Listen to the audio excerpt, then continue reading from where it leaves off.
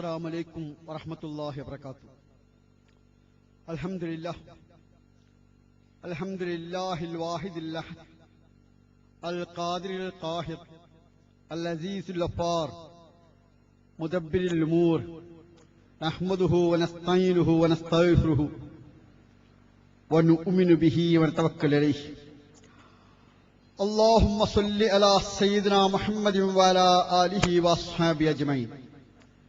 إن أريد إلا الإصلاح ما استطعت وما توفيقي إلا بالله عليه توكلت وإليه أنيب.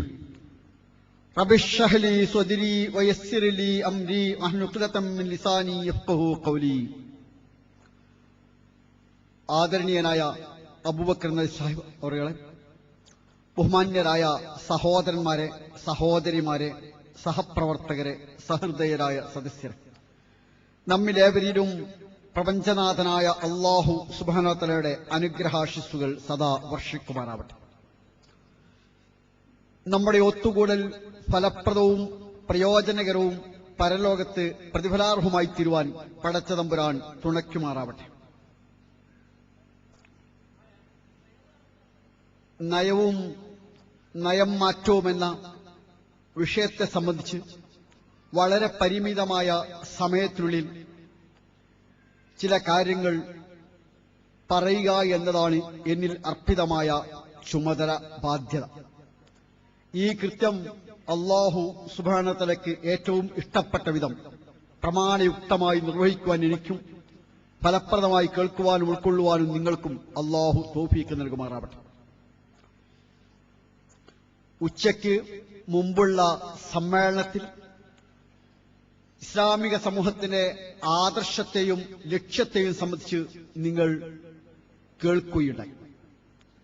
ലാ ഇലാഹ ഇല്ലല്ലാഹ് മുഹമ്മദുർ റസൂലുള്ളാഹ് എന്ന ഇസ്ലാമിന്റെ അടിസ്ഥാനപരമായ ആദർശം ഒരു സാഹചര്യത്തിലും ഒരു സമൂഹത്തിലും ഒരു രാജ്യത്തും മാറ്റമില്ലാതെ നിലനിൽക്കുന്ന ഒന്നാണ്. ഇസ്ലാമിക സമൂഹം ഭൂമിയിൽ നിർവഹിക്കേണ്ട ദൗത്യം, അതിന്റെ നിയോഗം, അതിന്റെ ലക്ഷ്യം ഇഖാമത്തുദ്ദീനാണ്. അക്കാര്യവും മാറ്റമില്ലാത്തതാണ്, മാറ്റം സാധ്യമല്ലാത്തതുമാണ്. എന്നാൽ എന്താണ് നയം? ആദർശത്തിൽ ഊന്നി നിന്ന് ലക്ഷ്യത്തിലെത്തുവാൻ സ്വീകരിക്കുന്ന സമീപനത്തിനാണ് നയം എന്ന് പറയുക. ആദർശത്തിൽ ഊന്നി നിന്ന് ലക്ഷ്യത്തിലെത്തുവാൻ സ്വീകരിക്കുന്ന സമീപനത്തിന് നയമെന്ന് പറയുന്നു. ഈ നയം മാറണം. അത് മാറാൻ പല കാരണങ്ങളുണ്ടാവും. നാട്ടിന്റെ സാഹചര്യം മാറിയാൽ നയം മാറും. പ്രബോധക സമൂഹത്തിന്റെ അവസ്ഥ മാറിയാൽ നയം മാറും. പ്രബോധ സമൂഹത്തിന്റെ അവസ്ഥ മാറിയാൽ നയം മാറും. സംസ്കാര നാഗരികതകളുടെ അവസ്ഥ മാറിയാൽ നയം മാറും. അഥവാ കാലപ്രവാഹത്തിൽ മാറിക്കൊണ്ടിരിക്കേണ്ട ഒന്നാണ് നയം എന്നർത്ഥം. പ്രവാചകന്മാരുടെ കാലത്ത് നയം മാറിക്കൊണ്ടിരുന്നു. അന്ത്യപ്രവാചകനായ മുഹമ്മദ് മുസ്തഫ സ്വല്ലല്ലാഹു അലൈഹി വസല്ലമയുടെ സ്വന്തം ജീവിതകാലത്ത് നയം മാറിയിട്ടുണ്ട്. പ്രവാചകന് ശേഷം ഇസ്ലാമിക സമൂഹത്തിന്റെ ഇന്നോളമുള്ള ചരിത്രത്തിൽ നിരന്തരമായ നയം മാറ്റം സംഭവിച്ചിട്ടുണ്ട്. ഷിർക്കിനോടുള്ള സമീപനം ആദർശപരമാണ്. എന്നാൽ മുശ്രിക്കിനോടുള്ള സമീപനം നയപരമാണ്. ഷിർക്കിനോടുള്ള സമീപനം ആദർശപരമാണ്, മുശ്രിക്കിനോടുള്ള സമീപനം നയപരമാണ്. ഷിർക്ക് ഒരു സാഹചര്യത്തിലും സ്വീകാര്യമല്ല. അതേസമയം മുശ്രിക്ക് സഹകാരിയായ മുശ്രിക്കുണ്ട്, അബൂ ത്വാലിബിനെ പോലെ. ആദർശ ശത്രുവായ മുശ്രിക്കുണ്ട്, ഇന്ന് നമ്മുടെ സമൂഹത്തിലുള്ളതുപോലെ. യുദ്ധശത്രുവായ മുശ്രിക്കുണ്ട്, അബൂജഹലിനെ പോലെ, അബൂലഹബിനെ പോലെ, ഉത്ബത്തിനെ പോലെ, ഷൈബത്തിനെ പോലെ. എല്ലാവരോടും സ്വീകരിക്കേണ്ട സമീപനം നയം ഒന്നല്ല. ഖുർആൻ തന്നെ പറഞ്ഞു, ലാ യൻഹാകുമുല്ലാഹു അനിൽ ലദീന ലം യുഖാതിലൂകും ഫിദ്ദീൻ വലൻ യുഖ്രിജൂകും മിൻ ദിയാരികും അൻ തബറുഹും വതുഖ്സിതു ഇലൈഹിം ഇന്നല്ലാഹ യുഹിബ്ബുൽ മുഖ്സിതീൻ. നിങ്ങളെ നിങ്ങളുടെ വീടുകളിൽ നിന്ന് പുറത്താക്കാത്ത, നിങ്ങളുടെ ആദർശകാര്യത്തിൽ നിങ്ങളോട് യുദ്ധം ചെയ്യാത്ത എല്ലാവരോടും നിങ്ങൾ നല്ല നിലയിൽ നിൽക്കുകയും അവരോട് നീതി പുലർത്തുകയും ചെയ്യേണ്ടതുണ്ട്. അതിന്റെ തന്നെ അനിവാര്യമായ അർത്ഥമാണ് നിങ്ങളെ വീട്ടിൽ നിന്ന് പുറത്താക്കുകയും നിങ്ങളുടെ നിങ്ങൾ ആദർശത്തിന് പേരിൽ നിങ്ങളോട് യുദ്ധം ചെയ്യുകയും ചെയ്യുന്നവരോട് സ്വീകരിക്കേണ്ട നിലപാട് അതല്ല എന്ന്. അപ്പോൾ ഷിർക്കിനുള്ള നിലപാട് ആദർശപരമാണ്, മുശ്രിക്കുള്ള നിലപാട് നയപരമാണ്. അതുകൊണ്ടാണ് ചില പ്രവാചകന്മാർക്ക് മുശ്രിക്കത്തുകളായ ഭാര്യമാരുടെ കൂടെ ജീവിക്കുവാൻ അനുവാദമുണ്ടായത്. ഇന്ന് ഇസ്ലാമിക സമൂഹത്തിന് മുശ്രിക്കത്തായ ഭാര്യമാരുടെ കൂടെ ജീവിക്കാൻ അനുവാദം ഇല്ല. അതേസമയം പ്രവാചകനായ നൂഹ് അലൈഹി ഇസ്ലാം, പ്രവാചകനായ ലൂത്ത് അലൈഹി ഇസ്ലാം മുശ്രിക്കത്തുകളായ ഭാര്യമാരുടെ കൂടെ ജീവിച്ചിട്ടുണ്ട്. മുശ്രിക്കുകളുടെ സമീപനം ആദർശപരമായിരുന്നുവെങ്കിൽ ആദം നബി അലൈഹി ഇസ്ലാം മുതൽ ലോകാവസാനം വരെയുള്ള എല്ലാ മനുഷ്യർക്കും ലഭിക്കുമായിരുന്ന നിയമം ഒന്നാകുമായിരുന്നു. പക്ഷെ അല്ല. മുശ്രിക്കായ ഫിറോന്റെ കീഴിൽ ആസിയ ബീവി എന്ന മോമിനത്തായ സ്ത്രീ ജീവിച്ചിട്ടുണ്ട്. അതിന് അനുവാദമുണ്ടായിട്ടുണ്ട്. ഇന്ന് ആ അനുവാദം ഇല്ല. കാരണം മുശ്രിക്കുള്ള നിലപാട് നയപരമാണ്, ഷിർക്കുള്ള നിലപാട് ആദർശപരം. ഷിർക്കിന്റെ പ്രതീകങ്ങളോടുള്ള നിലപാട് നയപരമാണ്, ഷിർക്കുള്ള നിലപാട് ആദർശപരമാണ്. അതുകൊണ്ടാണ് ഇബ്രാഹിം നബി അലൈഹി ഇസ്ലാം, ഹദർത്ത് ഇബ്രാഹിം നബി അലൈഹി ഇസ്ലാം വിഗ്രഹാലയത്തിലുണ്ടായിരുന്ന വിഗ്രഹങ്ങളെ വലിയതിനൊഴിച്ച് ബാക്കി എല്ലാത്തിനെയും തച്ചുടച്ചു.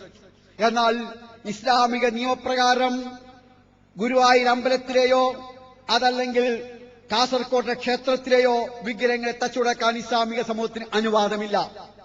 പ്രവാചകനായ ഇബ്രാഹിം അലൈഹി ഇസ്ലാമയ്ക്ക് വിഗ്രഹങ്ങളുടെ പ്രതീകമായ ഷിർക്കിന്റെ പ്രതീകമായ വിഗ്രഹങ്ങളെ തച്ചുടക്കാൻ അനുവാദമുണ്ടായിരുന്നുവെങ്കിൽ അതേ ഷിർക്കിന്റെ പ്രതീകങ്ങളായ വിഗ്രഹങ്ങളെ തച്ചുടക്കാൻ ഇസ്ലാമിക സമൂഹത്തിന് ഇന്ന് അനുവാദമില്ല എന്നത് സർവാംഗീകൃതമായ ഒരു കാര്യമാണ്. അഥവാ ഇത് നിലപാടുകളുടെ നയത്തിന്റെയും ആദർശത്തിന്റെയും വ്യത്യാസമാണ്. മുഹമ്മദ് മുസ്തഫ സ്വല്ലല്ലാഹു അലൈഹി വസല്ലം മക്കയിൽ ഇസ്ലാമിക പ്രബോധനം നടത്തിക്കൊണ്ടിരിക്കെ ഖബർ ആരാധന വിലക്കുകയുണ്ടായി. ഖബർ ആരാധനയല്ല, ഖബർ സന്ദർശനം വിലക്കുവേണ്ടി. ഖബർ ആരാധന ഇന്നും വിലക്കപ്പെട്ട. എന്തുകൊണ്ട് ഖബർ സന്ദർശനം വിലക്കപ്പെട്ടു? അവിടെയുണ്ടായിരുന്ന ജനത ഖബർ ആരാധകരായ ഒരു സമൂഹമായിരുന്നു. മരിച്ചുപോയ പുണ്യപുരുഷന്മാരെ പൂജിക്കുന്നവരായിരുന്നു.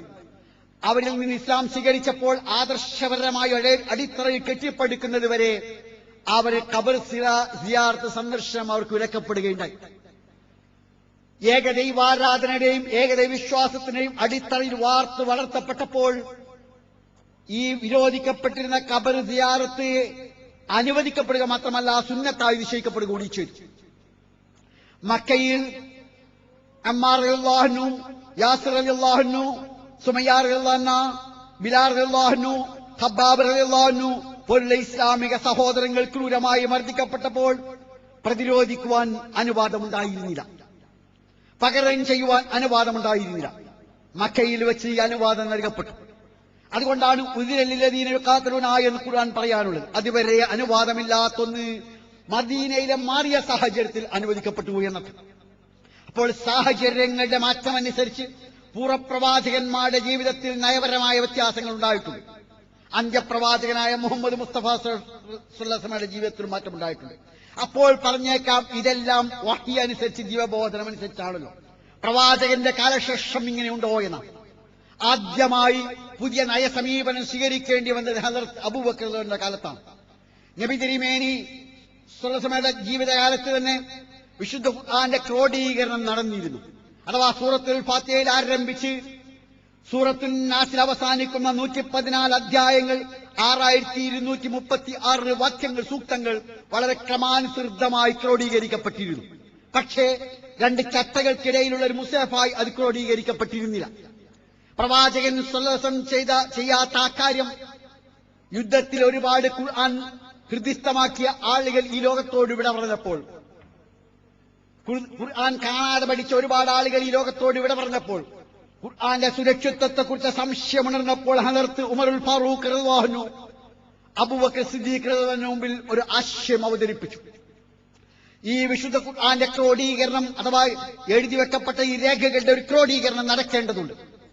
ആ ക്രോഡീകരണം നടന്നില്ല എങ്കിൽ ഒരു പക്ഷേ ഈ ഖുർആന്റെ സുരക്ഷിതത്വത്തെ അത് ബാധിച്ചേക്കാം. ആദ്യത്തിൽ ഉമർ അബൂബക്കർ സിദ്ദീഖ് റളിയല്ലാഹു അൻഹു ഈ നിർദ്ദേശത്തെ എതിർത്തു. എതിർക്കാനുള്ള കാരണം എന്തായിരുന്നു എന്ന് ചോദിച്ചാൽ, മുഹമ്മദ് മുസ്തഫ സ്വല്ലല്ലാഹു അലൈഹി വസല്ലം ചെയ്യാത്തൊരു കാര്യം ഞാൻ ചെയ്യേണ്ടതുണ്ടോ എന്ന്, പുതിയൊരു സമീപനം ഞാൻ സ്വീകരിക്കേണ്ടതുണ്ടോ എന്ന്. പക്ഷേ ഏറെ കഴിയും മുമ്പേ അബൂബക്കർ റളിയല്ലാഹു അൻഹു ബോധ്യമാവുകയും അങ്ങനെ അതിനെ ക്രോഡീകരണം നടക്കുകയും ചെയ്തു. ഉസ്മാൻ ബിൻ അഫ്ഫാൻ റളിയല്ലാഹു അൻഹുവിന്റെ കാലം വന്നപ്പോൾ അതിനെ പകർപ്പെടുത്തി ലോകത്തിന്റെ വിവിധ ഭാഗങ്ങളിലേക്ക് അയക്കേണ്ട പുതിയ ആവശ്യമുണ്ട്. അതും ചെയ്തു. പിന്നീട് ഉയർന്നു വന്ന വലിയ പ്രശ്നമായിരുന്നു മുർത്തദ്ദുകളോട് യുദ്ധം ചെയ്യുക എന്ന്. പ്രവാചകൻ തിരുമേനി സ്വല്ലല്ലാഹു കാലത്ത് മുർത്തദ്ദുകളോട് യുദ്ധം ചെയ്യേണ്ടി വന്ന ഒരു സാഹചര്യം ഉണ്ടായിരുന്നില്ല. പക്ഷേ അബൂബക്കർ സിദ്ദീഖ് റളിയല്ലാഹുവിന്റെ കാലത്ത് ഈ പുതിയ സാഹചര്യം ഉണ്ടായപ്പോൾ പ്രശ്നമുണ്ടായി, എന്ത് സ്വീകരിക്കണമെന്ന നിലപാടുണ്ടായി. അങ്ങനെ മുർത്തദ്ദുകളോട് യുദ്ധം ചെയ്യുക എന്ന പ്രശ്നത്തെ കൂടിയാലോചനയ്ക്ക് ശേഷം തീരുമാനിക്കപ്പെടുകയുണ്ടായി എന്നർത്ഥം. തീർത്തും പുതിയൊരു സമീപനമായിരുന്നു. സകാത്ത് നിഷേധികളോട് യുദ്ധം ചെയ്യുക എന്ന പ്രശ്നം ഉയർന്നു വന്നു. അഥവാ ഇസ്ലാമിക രാഷ്ട്രത്തിന് സകാത്ത് സമർപ്പിക്കുക എന്ന കാര്യത്തിൽ നിന്നൊരു ചില ഗോത്രങ്ങൾ വിട്ടിരുന്നപ്പോൾ ആ ഗോത്രങ്ങൾക്കെതിരെ യുദ്ധം ചെയ്യുവാൻ അനുവാദമുണ്ടോ ഇല്ലേ എന്ന പ്രശ്നം ഉയർന്നു വന്നു. അബ്സ് ദബിയാൻ ഗോത്രങ്ങളായിരുന്നു സകാത്ത് നിഷേധം പ്രഖ്യാപിച്ചത്. അപ്പോൾ ഉമറുൽ ഫാറൂഖ് റളിയല്ലാഹു പറഞ്ഞു, അരുത്, അവർക്കെതിരെ യുദ്ധം ചെയ്യരുത് എന്ന്. എന്നാൽ അബൂബക്കർ സിദ്ദീഖ് റളിയല്ലാഹു കാര്യങ്ങൾ ബോധ്യപ്പെടുത്തി കൊടുത്തപ്പോൾ ഉമർ റളിയല്ലാഹുവിന് മനസ്സിലായി സകാത്തിനും നമസ്കാരത്തിനോട് വിവേചനമില്ലാത്തതുകൊണ്ട് ഒരാദർശ രാഷ്ട്രത്തിന്റെ ഭദ്രതയെ തകർക്കുന്ന നിഷേധാത്മകമായി നിലപാടിനെതിരെ സായുധമായ സമീപനം സ്വീകരിക്കേണ്ടത് അനിവാര്യമാണ് എന്ന് ഉമറുൽ ഫാറൂഖ് റളിയല്ലാഹുവിന് ബോധ്യമായി. അങ്ങനെ ഉമർ ഫാറൂഖ് റളിയല്ലാഹു അബൂബക്കർ സിദ്ദീഖിന്റെ നിർദ്ദേശത്തെ അനുകൂലിക്കുകയും സകാത്ത് നിഷേധികൾക്കെതിരെ രാഷ്ട്രവിരുദ്ധരെന്ന നിലയിൽ രാജ്യദ്രോഹ കുറ്റത്തിനെതിരെ യുദ്ധം നടത്തുകയും ചെയ്തു. എന്നാൽ ഖുലഫാഉർ റാഷിദുകളിൽ ഏറ്റവും കൂടുതൽ പുതിയ സമീപനം സ്വീകരിക്കേണ്ടി വന്നത് ഹദരത്ത് ഉമറുൽ ഫാറൂഖ് റളിയല്ലാഹുവിനാണ്. രണ്ട് കാരണമുണ്ടായിരുന്നു. ഒന്ന്, ദീർഘമായ കാലം ഇസ്ലാമിക രാഷ്ട്രത്തിന്റെ സാരഥ്യം വഹിച്ച, നേതൃത്വം വഹിച്ച ഭരണാധികാരിയാണ് ഉമറുൽ ഫാറൂഖ് റളിയല്ലാഹു. രണ്ടാമത്തെ കാരണം, അദ്ദേഹം അധികാരം ഏറ്റെടുത്തപ്പോൾ ഉണ്ടായിരുന്ന അതിനേക്കാളേറെ വിശാലമായ ഭൂപ്രദേശങ്ങൾ ഇസ്ലാമിക രാഷ്ട്രത്തിന്റെ ഭാഗമായി മാറുകയും ഒരു നവജാത ഇസ്ലാമിക സമൂഹം രൂപം കൊള്ളുകയും ചെയ്തു. പ്രവാചകന്റെ പാഠശാലയിൽ നിന്ന് ഇസ്ലാമിക ശിക്ഷണശീലങ്ങൾ ഏറ്റുവാങ്ങുവാൻ ഭാഗ്യം ലഭിച്ചിട്ടാത്ത പുതിയ സമൂഹത്തിൽ പുതിയ പ്രശ്നങ്ങൾ ഉയർന്നു വന്നു. അപ്പോൾ അതിന് പരിഹാരം ഉണ്ടാവേണ്ടതുണ്ടായിരുന്നു. അതുകൊണ്ടാണ് ഉമറുൽ ഫാറൂഖ് റളിയല്ലാഹുവിന്റെ കാലത്ത് ഏറ്റവും കൂടുതൽ ഈ പ്രശ്നം ഉയർന്നു വന്നതിൽ ഏറ്റവും വലിയൊരു പ്രശ്നം സമരാജ്യ സമ്പത്തിന്റെ വിതരണമായിരുന്നു.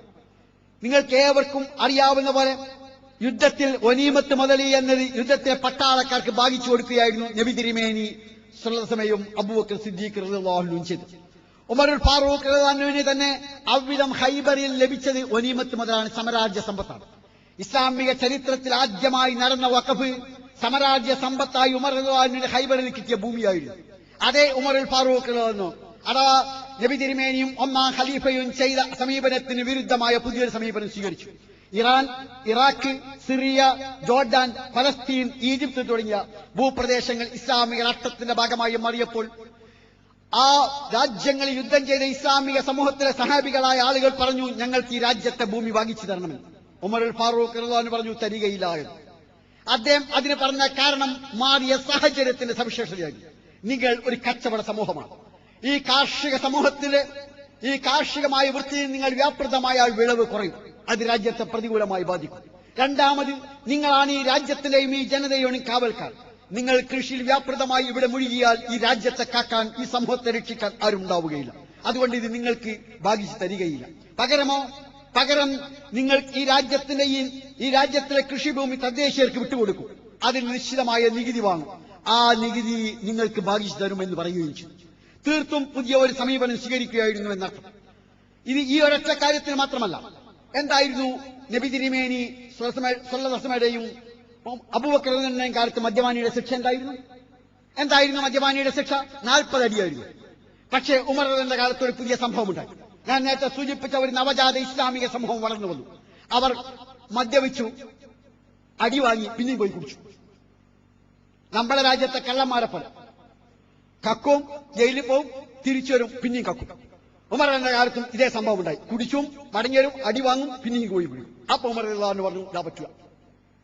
പകരം അവരോട് പറഞ്ഞു, ഇനി മുതൽ 80 അടി, മാത്രമല്ല 80 അടി പ്ലസ് തലമൊട്ടയടി, 2 ശിക്ഷ. കാരണം ആര് കണ്ടാലും അടിയാണ്. മൗപ്പര് കുടിച്ച ആളാന്ന് അറിയാം, നമ്മളെ കുടിക്കാൻ പോലുള്ളൂ. അതായിരുന്നു സംഭവം.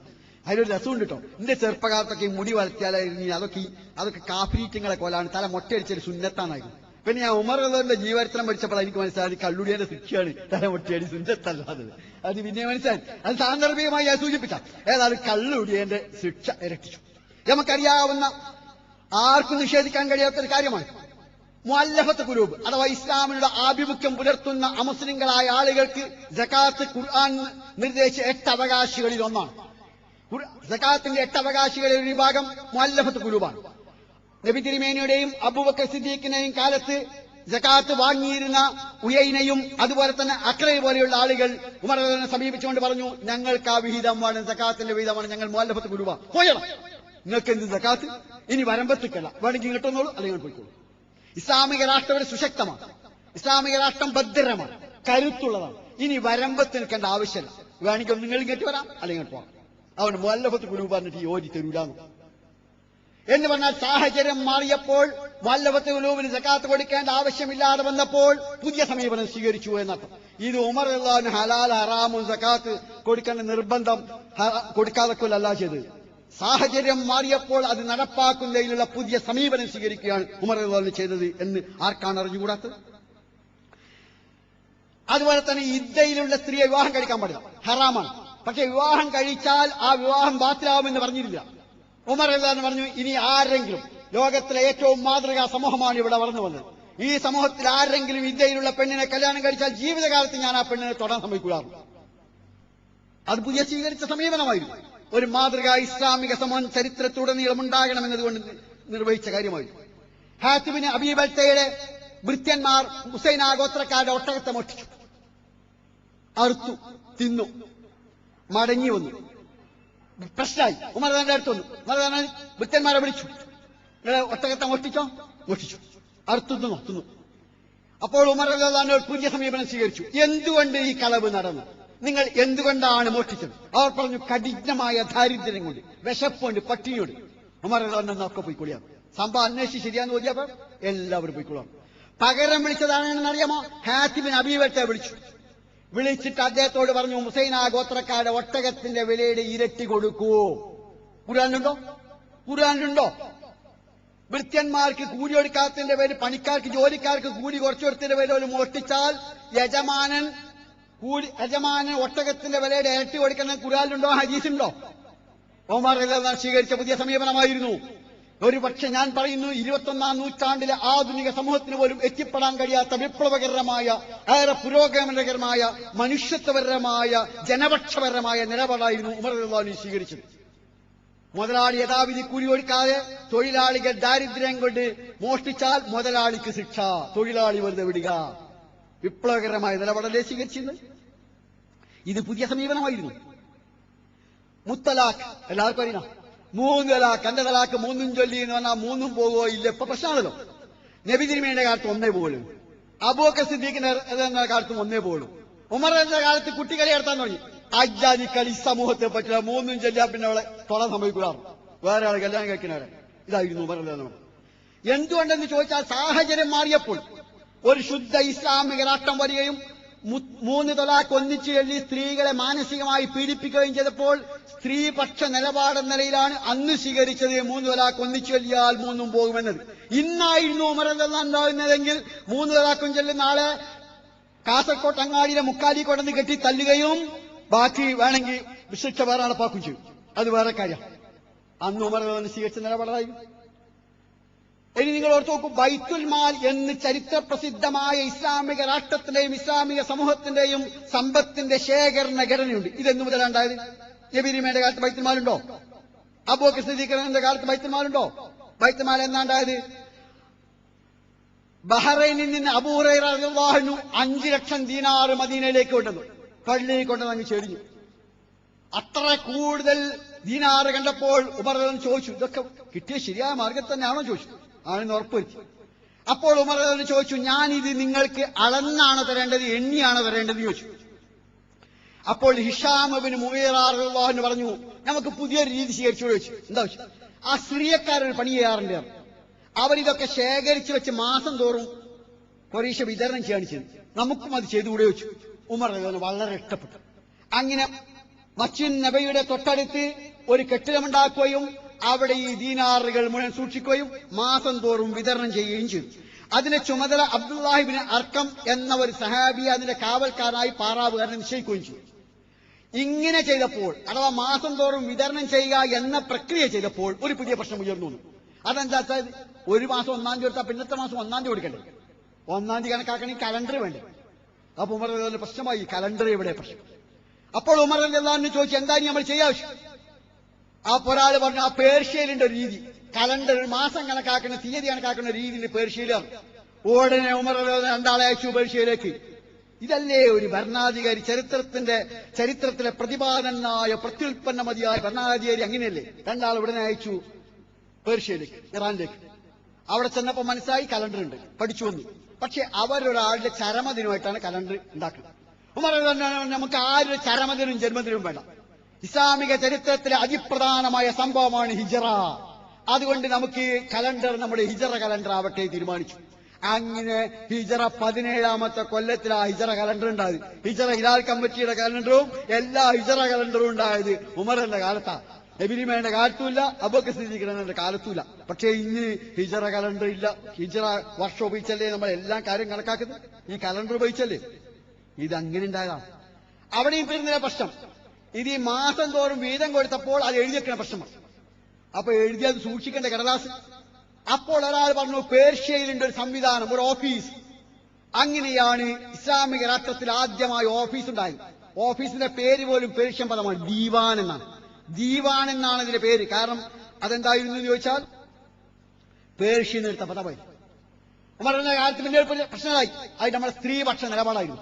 എന്താ വെച്ചാൽ ഉമർ ഇങ്ങനെ ചുറ്റി സഞ്ചരിച്ചുകൊണ്ടിരിക്കവേ ഒരു വീട്ടിൽ നിന്ന് ഒരു ശോകാനം കേട്ടൂലേ,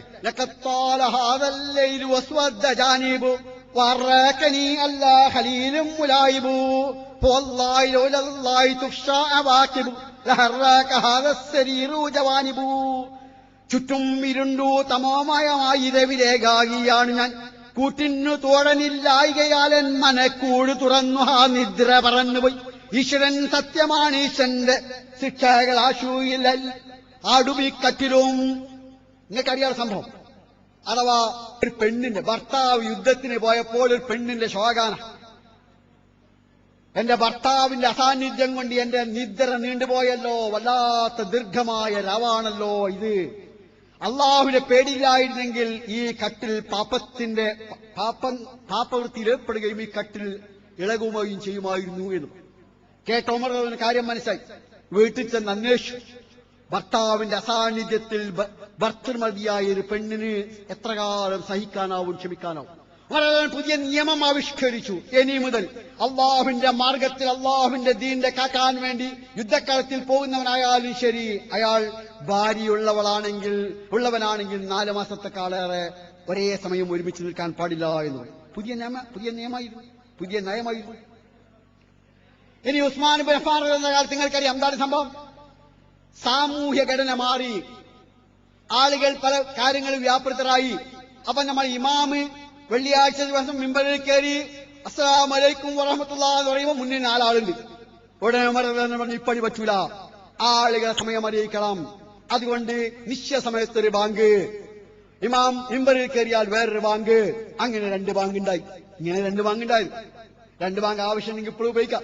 സൗദി അറേബ്യ 2 ബാങ്കുണ്ട്, അറബിലൊക്കെ 2 ബാങ്കുണ്ട്. ആവശ്യമുണ്ടെങ്കിൽ ഇപ്പോഴും ഉപയോഗിക്കാം.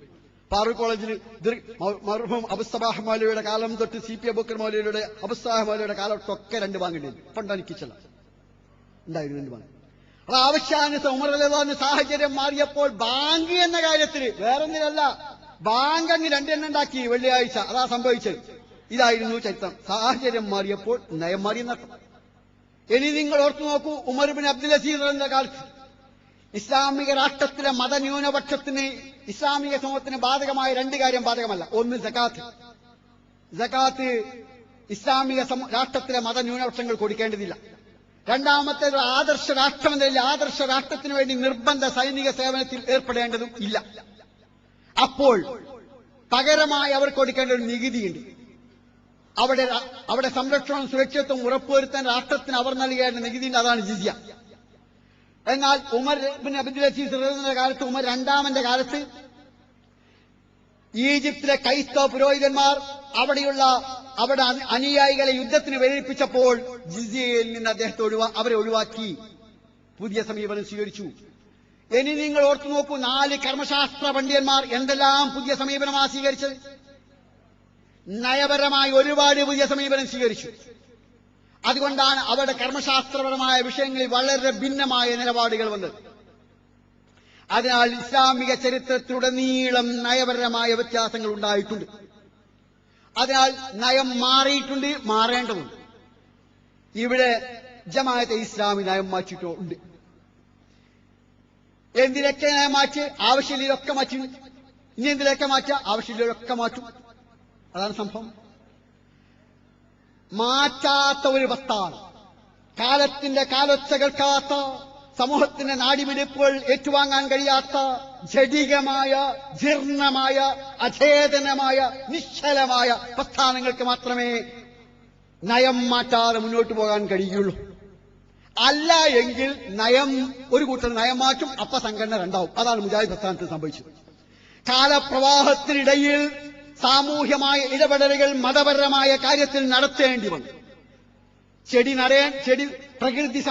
പ്രകൃതിക്കെതിരെ അതിരൂക്ഷമായ വെല്ലുവിളികൾ ഉണ്ടായപ്പോൾ, വരും തലമുറയ്ക്ക് ജീവിക്കാൻ ഒരു ഭൂമി വിട്ടേച്ചു പോകുവാൻ സാധ്യമല്ലാത്ത സാഹചര്യം കേരളത്തിൽ വളർന്നു വന്നപ്പോൾ, അതിനെതിരെ ചെടി നടുക എന്നൊരു സംരംഭം ഇസ്ലാമിക സമൂഹത്തിന്റെ ബാധ്യതയായി വന്നപ്പോൾ, ഒരു കൂട്ടർ ചെടി നടണമെന്ന് പറഞ്ഞപ്പോൾ മറ്റൊരു കൂട്ടർ പറഞ്ഞു അതെന്താ ചെടിയാണ് ഇപ്പം. അപ്പോൾ മനസ്സിലായില്ല, അവർ പോയി, വേറെ കൂട്ടി പോയി. അതാ സംഭവിച്ചത്. നിങ്ങൾ ഓർത്തു, അവിടെ മാത്രമല്ല, കഴിഞ്ഞ അനേകായിരം കൊല്ലങ്ങളിലെ അനേക തലമുറകളിലെ കോടാനുകോടി മനുഷ്യർ സംരക്ഷിച്ച മല കഴിഞ്ഞ 25 കൊല്ലം കൊണ്ട് തകർത്തത് അതിന്റെ ഒരുപാട് ഇരട്ടിയാണ്.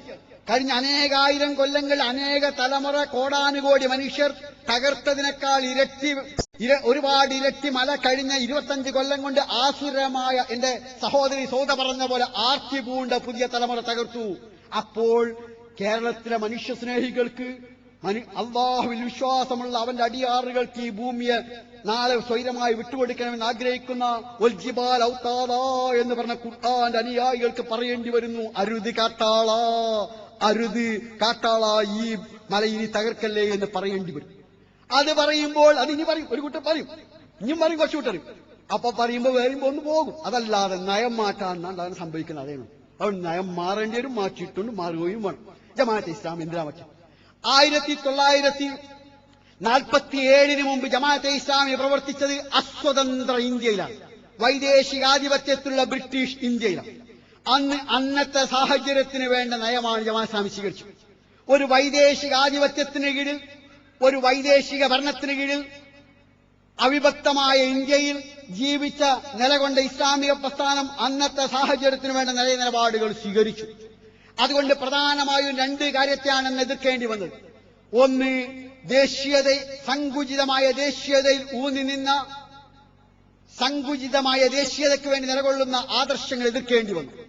സാമുദായികതയുടെ പേരിൽ ഒരു പുതിയ രാഷ്ട്രത്തെ സൃഷ്ടിക്കാൻ ശ്രമിച്ചപ്പോൾ, അറബിപ്പേരുള്ള ആൾക്കൂട്ടത്തെ കൂട്ടിക്കൊണ്ടുപോയി ഒരു രാജ്യമുണ്ടാക്കാൻ ശ്രമിച്ചപ്പോൾ സങ്കുചിതമായ സാമുദായികതയും എതിർക്കേണ്ടി വന്നു. അങ്ങനെ ഇന്ത്യ എന്നാൽ ഇന്ത്യക്കാരുടേതെന്നും മുസ്ലിങ്ങൾക്ക് വേണ്ടത് അറബിപ്പേരുള്ള ആൾക്കൂട്ടത്തിന്റെ രാജ്യമെന്നും പറഞ്ഞപ്പോൾ അതിനിടയിൽ ദൈവത്തിന്റെ ഭൂമിയിൽ ദൈവിക വ്യവസ്ഥ എന്ന പുതിയൊരു ആശയത്തെ സമർപ്പിക്കേണ്ടി വന്നു.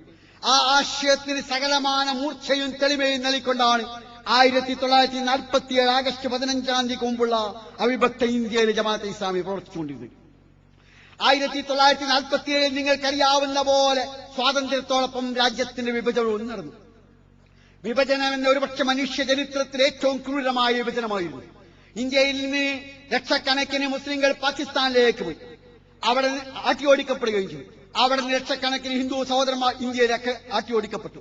ഒരു തീവണ്ടിയിൽ മുസ്ലിങ്ങളുടെ തല അങ്ങോട്ട് കൊണ്ടുപോയി, മറ്റൊരു തീവണ്ടിയിൽ ഹിന്ദു സഹോദരന്മാരുടെ തല ഇങ്ങോട്ടും കൊടുത്തയച്ചു. അങ്ങനെ വമ്പിച്ച ബന്ധവിച്ഛേദനം നടന്നു. ഇന്ത്യയുടെ ഭൂമിയുടെ പിളർപ്പായി മാത്രമായിരുന്നില്ല, പ്രബലമായ 2 മതസമൂഹങ്ങളുടെ 2 ജനവിഭാഗങ്ങളെ കുറുകയും നെടുകയും പിളർത്ത ചരിത്രത്തിലെ ദുരന്തപൂർണമായ വിഭജനമായിരുന്നു ഇന്ത്യ പാക് വിഭജനം. ആ വിഭജനത്തോടുകൂടി ഉത്തരേന്ത്യയിലെ മുസ്ലിങ്ങൾ അനാഥമായി മാറി. അവർക്ക് നേതൃത്വമില്ലാതെ പോയി.